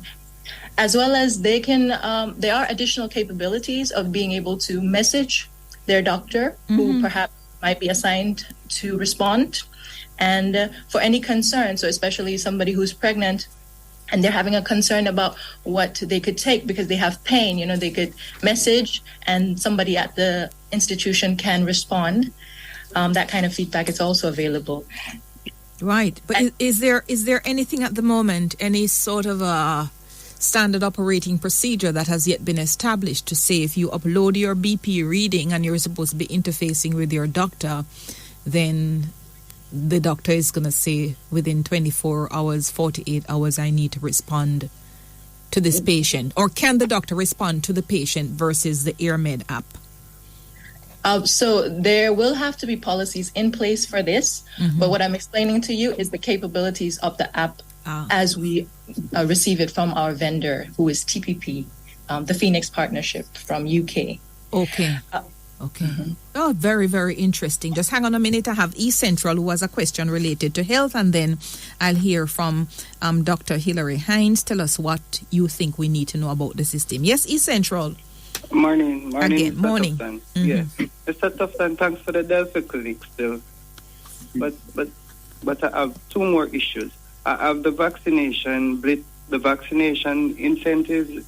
Some of my neighbors isn't getting the incentive, and it's actually a year now, and they are about 67 years of age.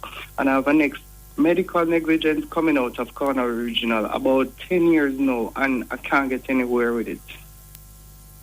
You have to vaccination, what, Blitz? The incentive for the injection money. Oh, the incentive. So that is Ministry of Finance. No? Yeah, but the LT commander said we know. No, the payout come from finance. Yeah, but hold on, I'm going to get those details because we need to get that so we can make sure the people get it. So the issue with the medical negligence, no, what is it you need from regional? No, it has so many. All right, tell you what. Yeah. Medical negligence consists of No. I mean, what you need from Cornwall Regional that you're not getting? Miss Emily, it has been over 12 years now since it is before the court. Oh, Miss Emily, so it's before the court? No, I get no way. But that is for the court system, then eCentral. So who may I forget refer that to Miss Emily? No, man, you know the law too much. You can't call health minister about farming. Miss Emily, goodbye. You don't have no standing here, so. Not today. The vaccination incentive, we need the details for those individuals. Let's see who else we have there. Miss Brown, hi. Welcome to the hotline. Dr. Tufton is listening. Hi. Miss Brown? I can't hear you, Miss Brown. Welcome. Yes, what I want to find out from Dr. Tufton. Yes. If he could put some dialysis machine at the Southern Hospital. You don't have any down there, Miss Brown? Pardon me? You don't have any machines down there? The hospital? No. Dr. Tufton, don't ramp with Westmoreland, you know. Right. So what happened with, thank you for the call. What happened is that we only have dialysis centers in some hospitals, because it's not just about the machine. It's also about the support staff, the technical staff, the nurses, the doctors who are specialized in that particular area. Oftentimes, they are not as available as we would like. So when you set up a dialysis center, you kind of have to have a full infrastructure, not just machines, but people to operate them. Right now, Westmoreland would be served by Cornwall Regional. My God. Which has a dialysis center and is quite active there. It's too far. It's too far, Doc. Well, yes, it is. It is a journey. It's probably 45 minutes now to get from South to Montego Bay, but people do it. I will say, though, that one of the things we're exploring for the future is how we expand dialysis coverage through some sort of public-private partnership, and we'll say more about that in the future. Absolutely. Because we do have a lot of persons who have fifth-stage renal failure and require either a kidney transplant or dialysis. One of the things I'd love to know as well is what is the spread of the end stage across the island? Because I know you gave me some really startling numbers last time, but do you have an idea as to the spread in Western Jamaica such that you can know whether you need to deploy people with the capacity to operate the dialysis machine in Savlamar because of the population density of those with the end-stage renal failure in and around Sav? I don't have the details except to say that I suspect the lifestyle which would have given rise to this condition is pretty much equally distributed across the country. Right. Clearly, Kingston, St. Andrew, St. Catherine, with a third of the population, would have a concentration of those numbers. We have more centers in this part than elsewhere. But the reality is that, you know, the lifestyle issues, the hypertension, the other issues that give rise to, you know, renal issues would apply across the board, I suspect. Right. I have one other caller that I need to take, and then I need to hear from Dr. Hines just to make sure I know how Dr. Hines sounds. Iona in Spanish Town Hospital. Hi. Iona, can you hear me? Welcome. Hello, good morning. Yes, hi. What's your question? Yeah, Mr. Son. Yes, my wife. My wife is supposed to do a knee surgery done by Spanish Town Hospital, and she paid money and buy the things up by legal knee from last year, somewhere in August. And every time she go to the hospital, the doctor said teeth are not working and put her off. And the foot is getting better. She go back in last month and then get till April again. So appear put her that telling her that the surgery not working. And we get surgery going on, so you don't understand what is the situation. What is his alternative, Dr. Tufton? Well, I need to get a little more detail as to what the problem is. If I get the number, I can have my team follow up. Okay. All right. Hold on a second. Hold on, Iona. Let's just get the number because we're running out of time now. Let's get the details and then Dr. Tufton will sort it out. Let me just hear from Dr. Hines. Give me a minute now. Tell me what you think we need to know about the electronic health records that we've not yet heard. Thank you. Hi again. So the exciting thing that we're doing with the electronic health record as we are implementing it is we're introducing this concept of user experience design clinically to Jamaica. And what this means is that we're actually thinking about the persons who are going to be affected by the electronic health record as it's being implemented.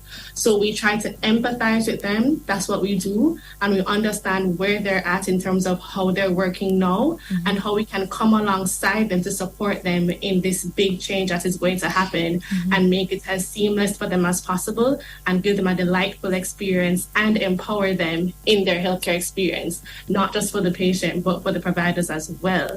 And that will be my role that I'll be spearheading here along with Dr. Jemot and Dr. Ong and Dr. Anil Berger-Heron, and 2 nurses who will be joining us shortly. And so we're really excited to really understand a lot more about the different scenarios that people go through and how we can help empower them in that process. All right, well, great. We'll certainly be talking some more about it, and all the best in the signing ceremony for next Tuesday. Thank you so much. We're out of time. Thank you, Dr. Tufton, Minister of Health and Wellness, Dr. David Jemot. Thank you, Dr. Kin Ong, and Dr. Hilary Hines. All the best to all of you. Have yourselves a great weekend. Thank you, listeners. We're back with you on the hotline, 876-926-2178, 926-7615, 926-8631, and 1-888-991-2080.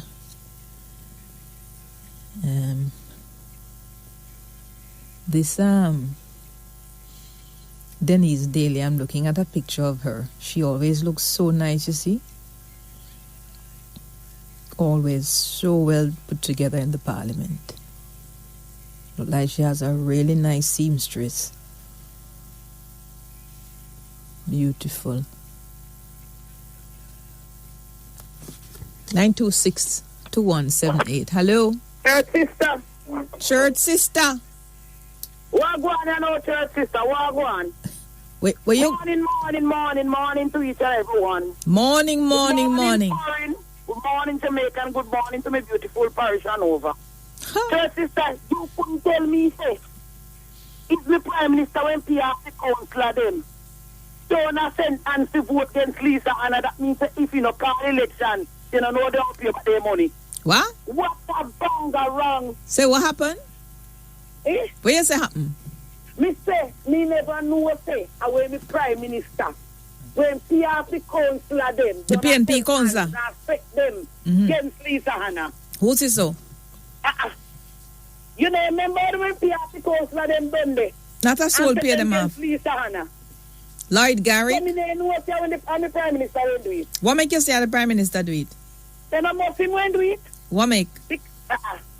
Then because this is uproll and not because. Oh, because this is what? Uproll? Because it's an uproll, you know. Right? You can work on it over the hotel in a friend hand. Prime Minister do a call no election. All the money what they give the council of them, make them go back for. Jesus Christ. Him no fi call no election. No call no election. Make all the money what the council of them get after them. They must go find money to pay. Then you think the democracy belongs to Andrew Holness? No, it don't belongs to Andrew Holness. Sister, hold on here. Him cannot hold we hostage to the democracy, you know. Him need to call the election. No, the election not to call yet. What do you mean not call yet? You know, to call it, sister, me want to hear a lot more head for roll. Hey! From where? Jesus. Eh? Head for roll from where? Now the amount of money what them pay the council of them when to go vote. And now the council there's no election and call a problem. When they feel sleep for when the election. Not a soul pay those councillors not to do whatever. Every single councillor.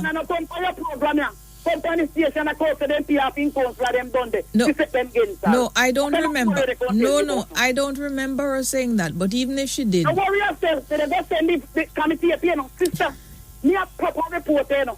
Any story? Me tape, you know. No, you can't say that. You cannot say that. You cannot call anybody that here. Okay, all right. Yes, so you're underground reporter. Me a proper reporter. Tell Mr. Holiness to call the election and cut out the rubbish. What do you mean, son of a call it? You mustn't put up with arms house, you know. You mustn't put up with arms house. Listen to me, church sister. Let me ask you a question, I know. You think people are fool? You think people are fool? Meaning what? Nobody no want Mark Golden. If election call, Andrew Holness to go in. And if he do a call, Andrew Holness to go in. You think people are idiots? What kind of election you talking about? Local government? Election. What is the one on your park house election? Anyone. But after Mark Golding and Andrew Holness now depend on the ticket there. They don't wind up on the ball, knock out the ball which they're in a parliament and take out God. Say, all the money God, all the money God, all the money God. Now you don't call the election to get my money. Are we thinking about for? Them have a right. Them money want No. Them have a right to walk out of the parliament because what happened in that parliament was scandalous. Hey. It was so wrong. And Desmond McKenzie came through the ranks as a councillor, became the mayor of Kingston and St. Andrew. He should never have presided over such fallacious rubbish as to the reason for postponing the election. Yes. Listen to me. Over Bahamas another week. Why one your ball name? Over Barbados. You could have said fallacious still. Listen now. Nobody want your ball. Me companion and me tell you. He said, third sister is the prime minister. And my cousin, the best finance minister. Hey, Rhodes Scholar. Hey. What? Me say it's the Rhodes Scholar.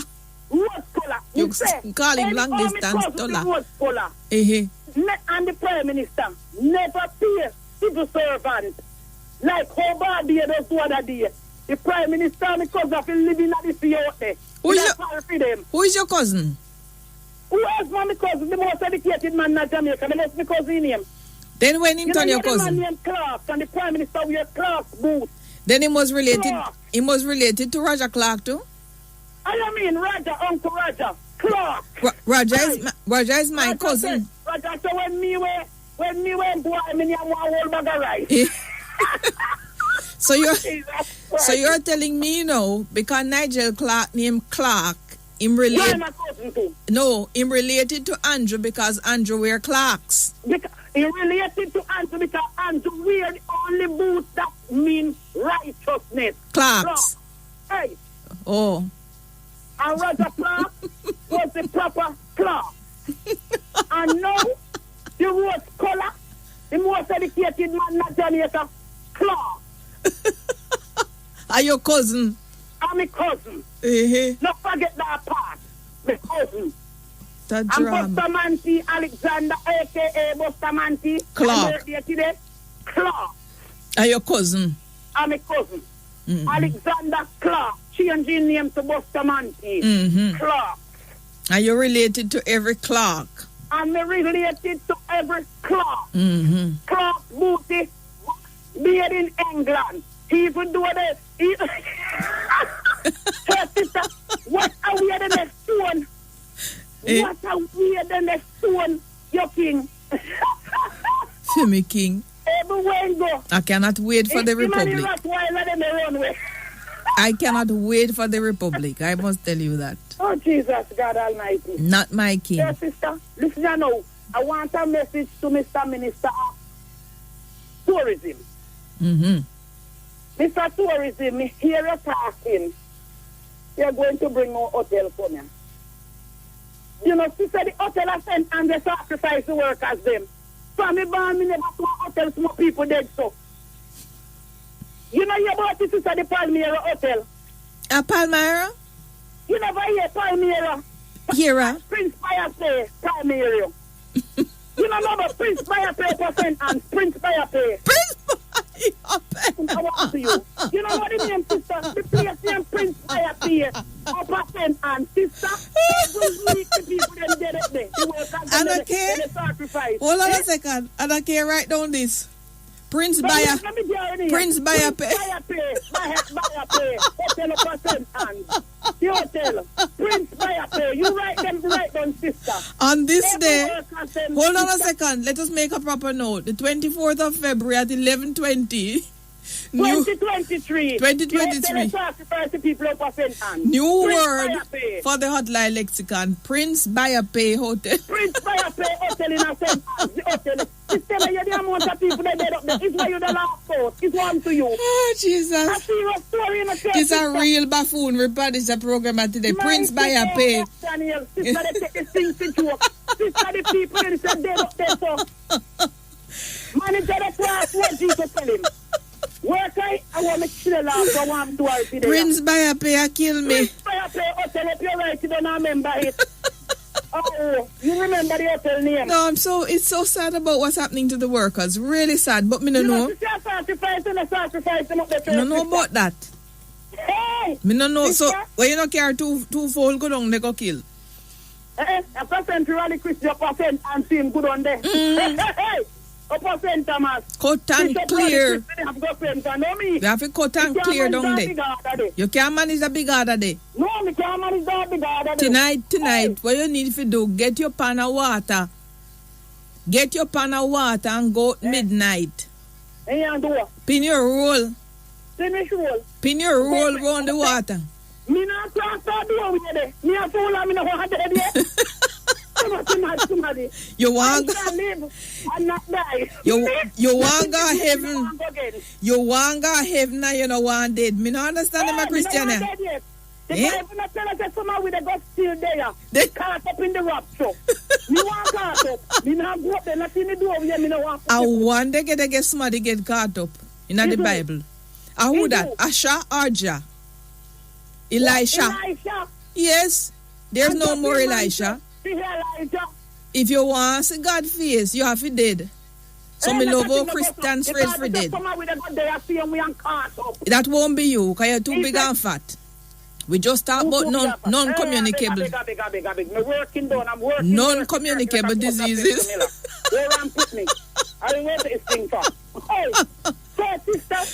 What you say? Principle. I hope it's just afraid that I'm Auckland. See what that told me?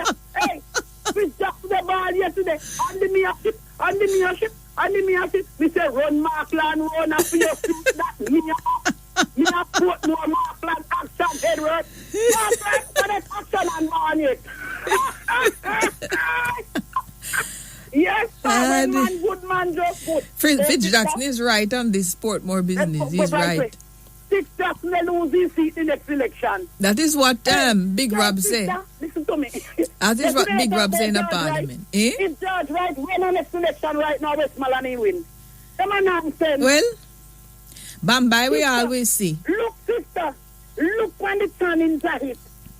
What? Goal in the exist in Jamaica. Nobody don't know him. Did you hear John? John. You know, I'm not going to play all him. John. You never get none of anybody, you know. Not John the Baptist, you know. John the propagandist. You heard my first caller this morning. Me sister went to life on the radio. I like that. But you know, can't listen to him. John said Mr. Golding is having a lot of traction. Sorry. So you can't stay there. He said a lot of traction Mr. Golding getting. So you can't stay there. Your party going to get a piece of beat. Eh? Everywhere they go in the show money 2 cars. Like when they watch African movie, people for about time. You are nonsense. You know where they go and do here. When he comes to up a country and a day, you see money, they drop the picture and they run, they collect money. Like how much money, so? Video, if you show you all know they no video. How much money, so? Me don't know sister come here, only time so when they look. Mine a monopoly money. Me don't know, master. Me don't know. So when he better about people, they run back him, run back our. If people run back at him so much, sister, the business their week, Friday, Sabbath, and then maybe he drive fast, you know, when market there for people go mark. What make you talk about Monday to Friday? I'll me know a day in politics is a long time, and Mr. Holness going on with some things, yeah. You see, like this election, I went postpone and I chat rubbish. We don't forget those things. Rubbish. Not talk no rubbish. You heard Mr. Mackenzie? You see, Andrew Michael Holness. This man is a man of God. He know exactly when to hit the man of God. He know when to hit the nail on the hammerhead. The last person who tell me is a man of God. Hey. You know, me not talk that one of the shake and they tell like on the Facebook what they say in the pan, you know. That way one they say like you have a bija. Me not talk that idiot. Which one they talk about? No, it's all right. So sister, I hear you talking about the people them what they do the YouTube printing and it. The Prime Minister must get some sanction for them. That's some propaganda then they spread for people. No, it couldn't happen at the national level like that. Sister? It couldn't just happen at Jamaica. So this is something, as me say, you know, the reason YouTube, Instagram, Twitter, and all these people can publish, can make people post anything them want is because of a federal law in the United States that says they are not considered publishers of the content put out by other people. So me not understand how one federal law, section of a federal law, they govern the whole world. But so it is. something wrong and they need to fix it because sister a propaganda. What something then they do on this something with people. They have all one where they yapping more. When they send him for me for me this, don't even listen when I send me this delete it. I don't know what the Prime Minister do all him so. I one time I see the boy when we wear green shirt, you know. It's a good thing to then get rid of him out of the party because then they want all that rubbish there. Well, Prime Minister not above criticism. You know. Prime Minister is not above criticism. But your sister, listen to me. You can't go no other country, no Jamaica Island. All right, country. You can't go no other way. No other place, not in America. And go do what? And they criticize the Prime Minister so on social No, absolutely media. you can. Sister, you're not gonna jail. No. There's no crime. No crime in that. No crime in that.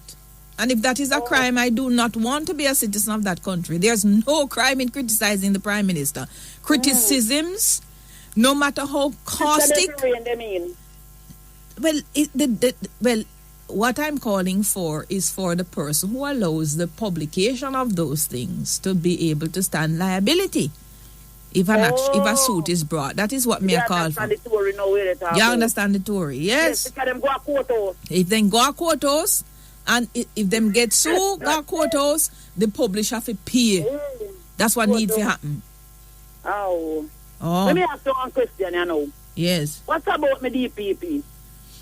Well, you want me to call Mr. Wildman? Hold on a second. You want No, I don't want that man van. I don't want to hear that man vice chair, sister. Don't bother with it. I don't want to hear that fat my man. Don't you ever call that man name to the person. Which one? About Miss Louis. Tell me something. She's a woman. She wants protected from the woman. Which hotel you want to send Mr. Wildman to for the weekend? Up at the hotel 1%. I tell him to go. No, it's not. No. Don't say that. Tell me something. You know what period we are in? It's what? I want to start Ash Wednesday. What kind of Ash Wednesday? I know about Ash Wednesday.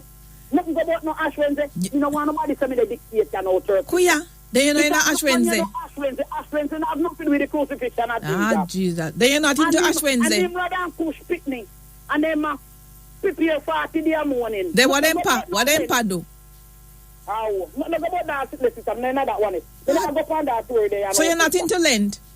No, sister, then you're not drink same. You're not go some in a pool. Jesus.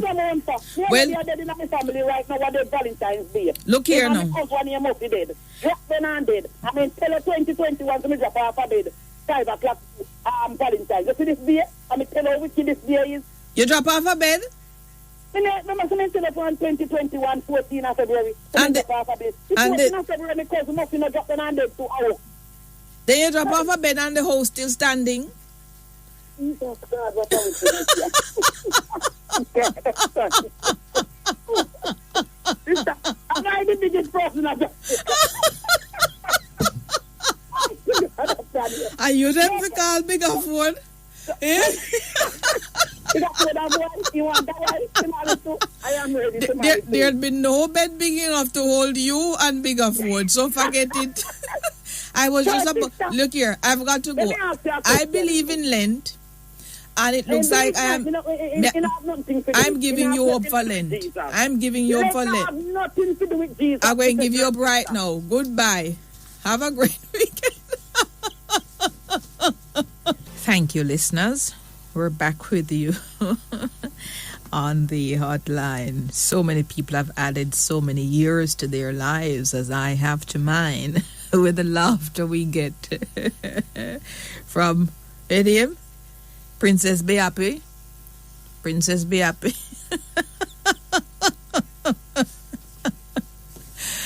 Oh, God. Laughter is real medicine, you know. 876-926-2178. Morning. Hello? Yeah. A dog. Me a dog to my dog up roof. Hello? Hello? Morning. Yes, can you hear me? I'm hearing you. Oh, you're breaking up though. Maybe I listen to How old is Bird Cup? Shotman, man. Shotman from St. James. Shotman. Good to hear you. Know. Yeah. You see, sometimes people talk, they don't really understand. to work on a building like hospital, public go. You have to have plan. A 10 floor, don't it? Something like that. You don't there? Tell me a 10? 10 floor. So you think we draw a plan for 10 floor? That alone supposed to actually run nearly 2 million, you know. Because a public place. Then now, one of the floor, to work on one of the floor, east wing, west wing. Me believe they put one of the floors say at the 2 million if they buy material and workmanship. Around 2 million. Buy what material? Remember say a billion we're talking about in a short man. We out of M long time. M a chicken feed. A billion we are talking about. No man. They no, because me they put to say at least one floor. Suppose you can take at least there. Because it's a 3 million for her. No, sir. 3 million Jamaican? Put it around that. No, short man. On a small level. 3 million Jamaican, that can't even buy cement. No, but one floor we are talking about. No, but one floor of what size? So the 10th floor now you have put it around 37 million. No, you man. Like the 10th floor. No, you're into construction? Yeah, man. You can't even build a good 2 before and spend less than 5 million. Not even a good 2. Mr. the Prime Minister make a house for somebody the other day. There's a method there's a method to things, you know. What the method? It's like you work on one floor, you get a portion of workers and gang. So you know take excess time to overrun. Well, it depends on the work. Yeah, you take a portion of man and gang. You know, say you're going to spend 1.5 this a fortnight to pay workers. You get me? No, but when you say gangy, what you mean? Put this a man there, so put that man there, so and you oversee and make sure say what you done, it done. But what? This a man a cut out. But what kind of work? What kind of work you think was going on? Remember what the minister said, you know, the frame good, but them have to gut out whole heap of things. Them have to probably repipe it for AC because remember say it was a sick building. It was declared a sick building. And the old AC unit that was in it, that runs right through. Yeah. All of that have to cut out. And I suppose the pipes were also old. Yes. So you have to do new plumbing. You have to do new air vents. And then you have to go seal it up. All at the same time, isolating the patients. Yeah. Because some patients still using it. So you can't really gang out the floor depending on, you know, whatever else is going on. So I don't think it's such an easy job. But I mean, from the plan out and the blueprint, you know. Yeah. From the blueprint, everybody's supposed to know where to go, what to go this one, what to go this one, where to go this one. Yes. So then leave the space for the pipe, leave whatever, and then now, then come back now after them going now and seal them back. But technical, you have to work technical. But as far as me see, me know say 12 billion still. Me think I was a 12 million in talk about. No, sir. Billion. Short man. We stopped talking a million long time. A million Jamaican dollar right now. A million Jamaican dollar is let me see how much US this. It's not a lot of money, you know. Certainly not for construction. Me realize that, but look here, 1 million Jamaican dollar. But this can't right. How much US you think that is? 1 million, around 100 and something US. No, 155. 155 Jamaican. 10 cents 100 and 10 550. Let's say around 300, you know. 6,000. 6,400 US for 1 million Jamaican. It is not a lot. When you have to buy cement, whatever it is that come in, plus the minister tell we that it is not only the building, but the he said the plumbing, electronics, and roof. Yes, rebuy some of them expensive. Me don't understand that.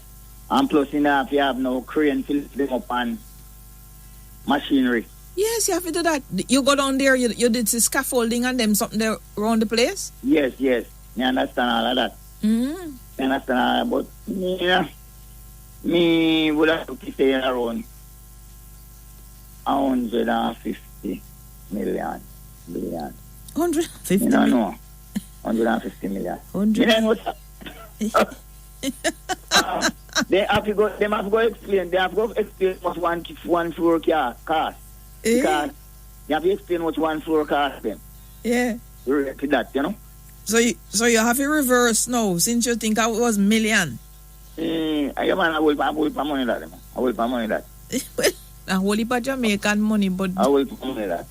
No, but as me say, well, the budget reach 1 trillion. What they can get over money before more problem.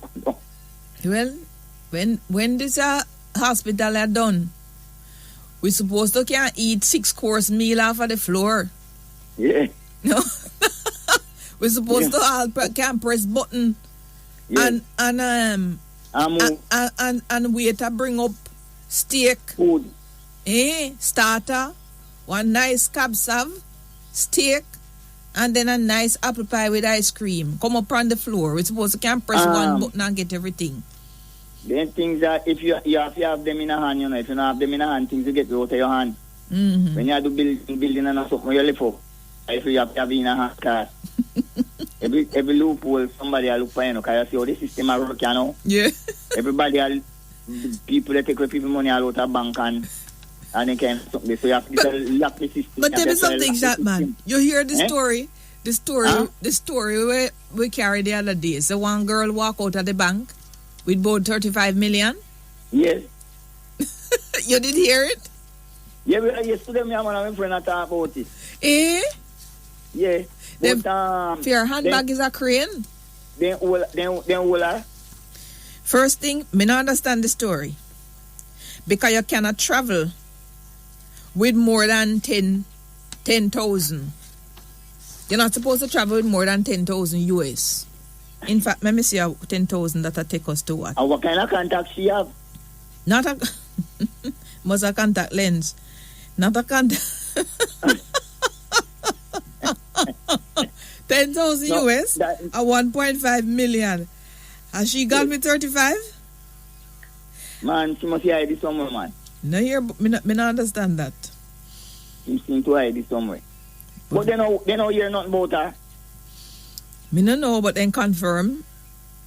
They seem to confirm that the person is in Canada. Okay. So me no know why would you take out Jamaican money if you can't go to Canada? It don't make sense. No. Not I can be over Canada take Jamaican money. So almost maybe one minute no. Unless somebody take you and here the US. No, sir. Anyway. Unless you left with somebody and somebody here US. Bambai we always see. But thank you, short man. Okay. Good to hear you. Yeah, thank you. Take care. As we talk about that, I think I saw a story that Gina Panton was denied bail. It's a recent story. I didn't realize there'd be a renewed application for bail. But I saw a publication that she was again denied bail when she appeared in court. It appears this morning. So we shall see. It's meditation. Good afternoon, listeners. We're back with you on the hotline.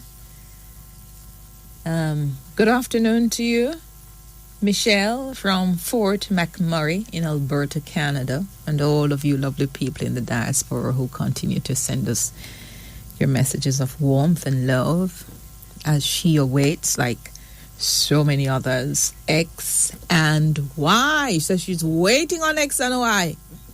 Come cross Y. Where's the data? A long time I love you, know. I'm here look at visa to go. Ghana the girl, Mr. Ghana the girl. Oh, I sent time me ago. I Prince Bape Hotel me ago. No, it's Prince Bape Hotel. And where is it? Hey? It's in St. Anne. Somewhere in Jamaica. Principe.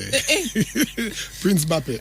Courtesy of a name change at 11:20 on the 24th of February. No more Miss Lucy. That place has now been called no, but Prince Princess Bape? Bayape. Princess Bayape. Princess Bayape. All right. So, Miss Lucy name changed to, don't? Have to change. It have to change. I want them to Lucy. change. Princess Bayape. Princess Bayape. I love my callers. I love them. The absolute gems I get from them. So, I have to go book a stay at Princess Bayape. You? Eh? You don't come with me? You couldn't pay me. Eh?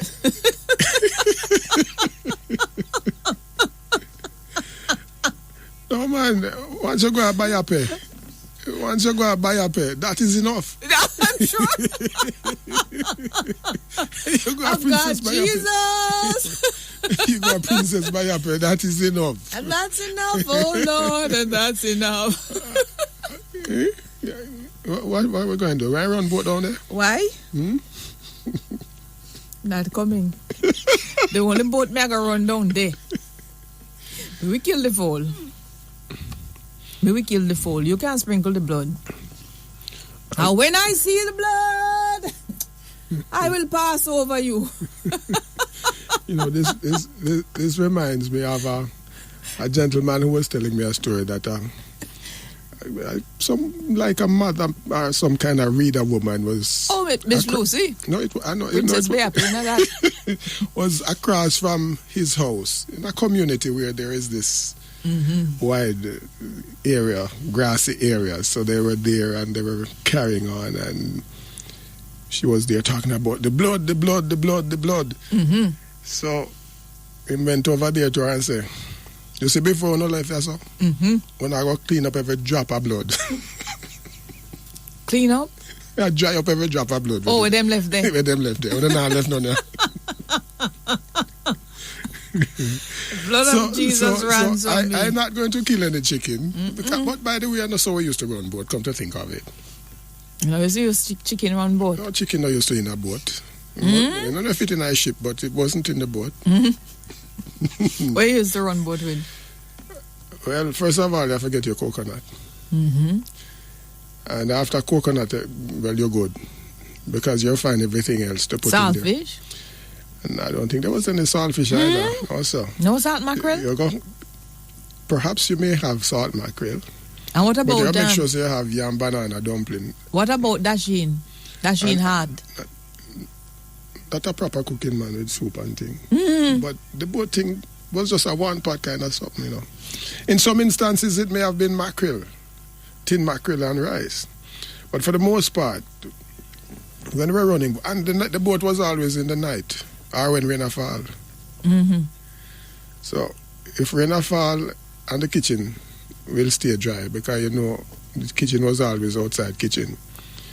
But there's something that was quite interesting. Even when the entire kitchen was leaking, the area where the fireplace was always dry.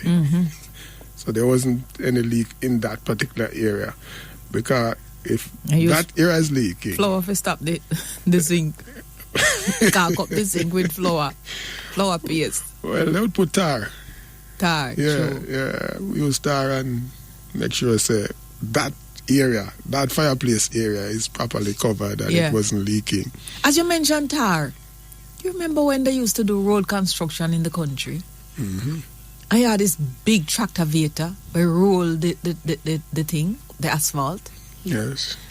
And then some couple days later, the tar start to swell up into bubbles.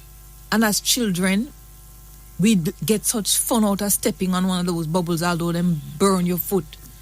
Well, you step on it? You see, because you were in a uniform that was way above your ankle, you wouldn't have much trouble with the tar. But we used to have problem with the tar and the pants foot. Because I wasn't a boy? You're a boy. So I can't say when I was a boy. So what was the trouble with your pants foot? Well, you run in the tar. You run in the tar. And so the tar would now splash on your foot. No, it wasn't that much to splash. Yes, man. The stones, because, all right, how they used to do it, so they would roll it. Yeah. And then they sprinkle the tar, And over the tar, they would now maybe sprinkle some marl. Marl? Yes, man. So how the tar bubble up? You remember because there were areas that were not well covered. So some area would be left uncovered by the marl that they would put on top of that tar. So they would stone the place. They stone it? They put like a D. Lawrence, a stone hole. So nobody has true. All right. So and it was broken stones that people used to spend a whole lot of time breaking from day to day. Yeah. So they would lay those on the road and then they sprinkle marl over that. Then they roll it properly. This big roller that we were afraid of. I was wondering how them get it up there. Because it was so very slow. The roller was moving more than maybe 5 miles per hour. Heavy. So they would roll the stone and then the marl and they roll that now and then tar. And then the marl again. And the marl would be left there. So when we were walking on it, and in some cases we would run, when you catch up to the areas where you never had enough marl, shoes and sometimes I'll barefoot too. You're stucky. Yeah. Sometimes I get stuck. And then your pants foot full of tar. And you know what happened after that when you're gone here washing? Thank God I never had that experience. But I used to take kerosene oil and try to get out the tar. Oh, really? So she would spend the time washing the tar with kerosene oil. And it seemed like it used to work well. Is that straight kerosene or the one from the lamp? Well, I used to have bottle with kerosene oil. So it would be the straight, not the bend one. Do you remember that after a certain time in the day and on a Sunday, they couldn't sell kerosene oil at the shops? Right. There are a number of things. I think you couldn't get kerosene oil to buy after certain hours. I think after 6 o'clock. I think there was a law prohibiting the sale of it. I'm trying to remember if it was something like that with needle. That you couldn't buy needle after a certain time. I'm not quite sure. It's like I'm vaguely remembering that there was something else that you couldn't buy after a certain hour. Oh. And you couldn't open the bar on a Sunday. No. Could not open the bar on a Sunday. Let me tell you, man, it took a lot of getting used to now. I mean, back in the days, and even now when I go out on the road, and Sundays as busy as every other day. I mean, I say, where them people here go? But then I'm reminded, when me I do on road. Same thing you are doing on the road, that's what they're doing. And shops opening. But God, I really miss the calm though, you know? I miss the calm of the times of yesteryear. But even though the bars were not permitted to open, the bar operators used to open at the back, you know? Yeah, one little window open. Yes. And they perhaps would have a table somewhere down in our bush. One table? Yes, man. And like what? Round table? With the what you call it? Round square. River Mamat. What kind of table? A golden table. Yeah, golden table. What kind of table they had? I don't remember the table. Just a gold. Just a gold. Yeah, it can be square, round, rectangular. Gold. Yeah, gold. Anyway, so was this wooden table somewhere down in our bush, and men would go down there in a corner. Yeah, the rummers them would know how to deal with it. The rummers, I like that. The rummers, not the gunners. No gunners, they're on top of the league, you know, DT. We're on top of the league, I look down for everybody. Me not stop dizzy for the whole season. Them not drink no rum. I mean, nah, stop dizzy. So Miss Cora tell me it's kerosene oil, needle and envelopes. See there? I know there was something like that. I think you couldn't get the needle. I remember the needle, but not the envelope. What, you remember airmail? You remember airmail envelope? Yes. Which is the one that most people used to hold up in the sky and look to see if there was any money in it. But when you see airmail envelope come, what that tells you?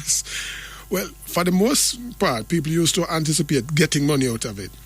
So they're not coming from foreign. From foreign. Yeah.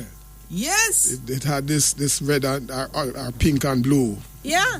Around the edges. Yeah, these very sort of horizontal lines. Yeah. Yeah. But that's why they used to hold it up. Anna know about airmail envelope.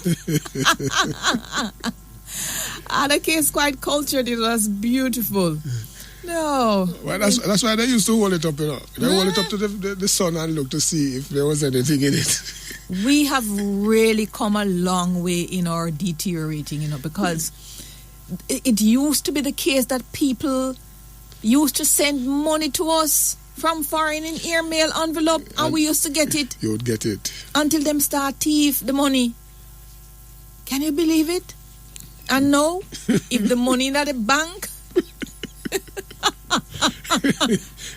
the 2 foot push then go find it. When it is sent through money transfer agencies, they go find it. They find it.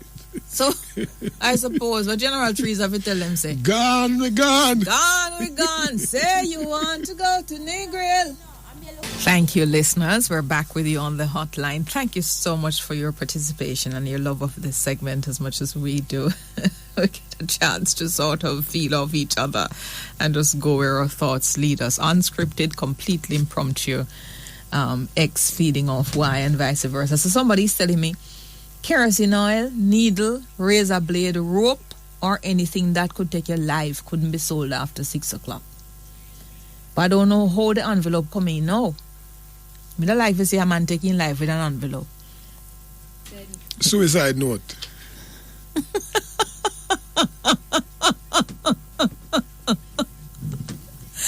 Oh God, too bad. 9262178. Hello. Hi. Good afternoon, Mr. Shield. How do you do? I am doing good. Good. This is Winsome. Welcome, Miss Winsome. Turn your radio down, please. Okay. Getting a feedback. Okay. I had called you some time ago about an autopsy for my brother. Yes. And you said that you would have made some inquiry and called me back, and I had not heard from you since. I thought we'd passed on your information to the minister. This is the report you said was taking a long time for us to get it? Yes. Yes, I'm almost sure we passed the details on to the minister. Hold on a second. Hold on, Winsome, you here? And okay, let's just speak to my producer and let's see. We'll follow up and make sure it's done. Yeah? Okay, whatever he needs to investigate, that it will be done, and you can just call us and let us know if it's sorted, okay? All right, thank you, Ms. Thank you for the call. Take care. All Hold right, on a moment. 9268631. Hello. Good afternoon, Mrs. Shields. Who is this? Frank? Frank, same one. Frank from Virginia. That's right. Yes, it's good to hear you. You know, Mrs. Shields, I was listening to your guest, and I'm talking about the depositing of the check through a scanner. Yes, by the use of a scanner, yes. Yeah, but I think that it boils down to a waste of time, because you have to do that, and then you still have to find yourself down to the bank with the check before 4 o'clock. Yes. Yes, well, I think it's a waste of time. Why can't the bank get an app like it does here? We have the app, A Jamaica designer, Frank. We have to take the time. The bank give you the app. No, they have an app. The app, yes, the app is on the phone. Yes. On your phone. And you use that app to deposit checks, to make, to transfer money, to pay bills, and all sort of things. And you never ever bring in the check? Huh? You never ever bring the check into the bank?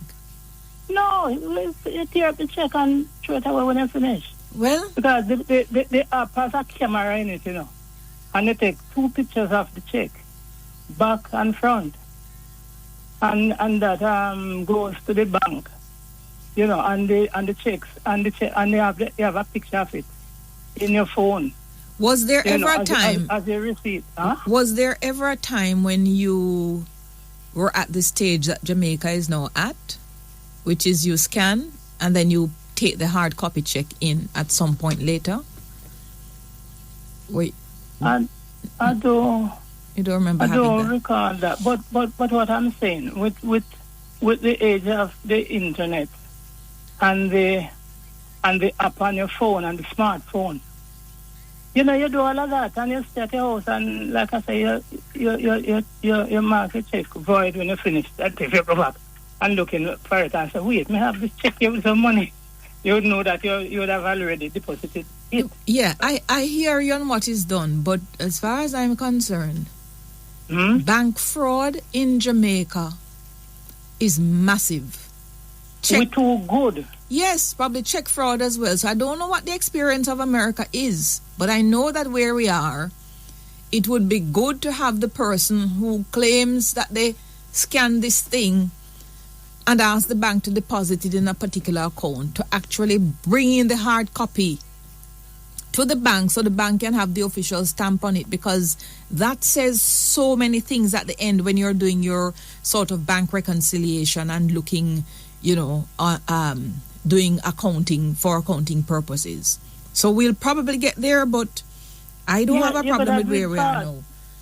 Because it's a waste of time, you know, and I hear people lining up in the bank for so many hours. No, I don't think they would line up for that. They wouldn't line up. It would save the time. You don't have to get no scanner. You just use it, go to your smartphone and use the app and do everything on it. And you know, so they, you know, it's time when she comes back next week, because there are a couple of things we didn't talk about, I will find out what is the thinking, why the hard copy check is still required. Okay. Yeah, I'll find that out, because I hear that in Canada as well, you can deposit the check using your phone without taking the hard copy. Yeah.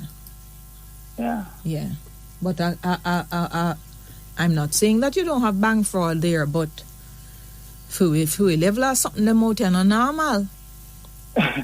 You see at the bank, you know, they set up that thing and you have to set it up with your passport and everything. So it's well secured. Yes. You know, so you have it to save time and less people in the bank. You would have less crowd, you know. Okay. So it's very convenient. Well, good to hear you, and thank you so much, Frank. You're welcome. Have a great weekend. You. Okay, bye. You as well. Yes. Somebody's saying, I heard it was after World War II, you couldn't send the letter. Yeah, I suppose you can't send the letter, but I don't know why they stopped you buying the thing. But look, I know. Calvin in Canada, you couldn't buy writing paper, matches, and kerosene after 6 because maybe the paper and kerosene could start a fire. So you must go home and tear up the whole of your book them in your yard. Thank you. 7615, hello. Miss Emily. Yes. Miss Emily. Who is this? My lady from St. Mary? No, you Miss Emily, man. Miss Emily. Yes. Miss Emily. From St. Mary. From St. Mary, Islington, St. Mary. From Islington, yes. How is Capleton? Well, they are same way. Mm-hmm. They are same way, Miss Emily. Good to hear you, Miss Emily. Yes, Miss Emily. Mm-hmm. We're really going with the bank, you know. We're really going. Because we don't know where we're going, you know. People must not safe again. The two posts rat them now.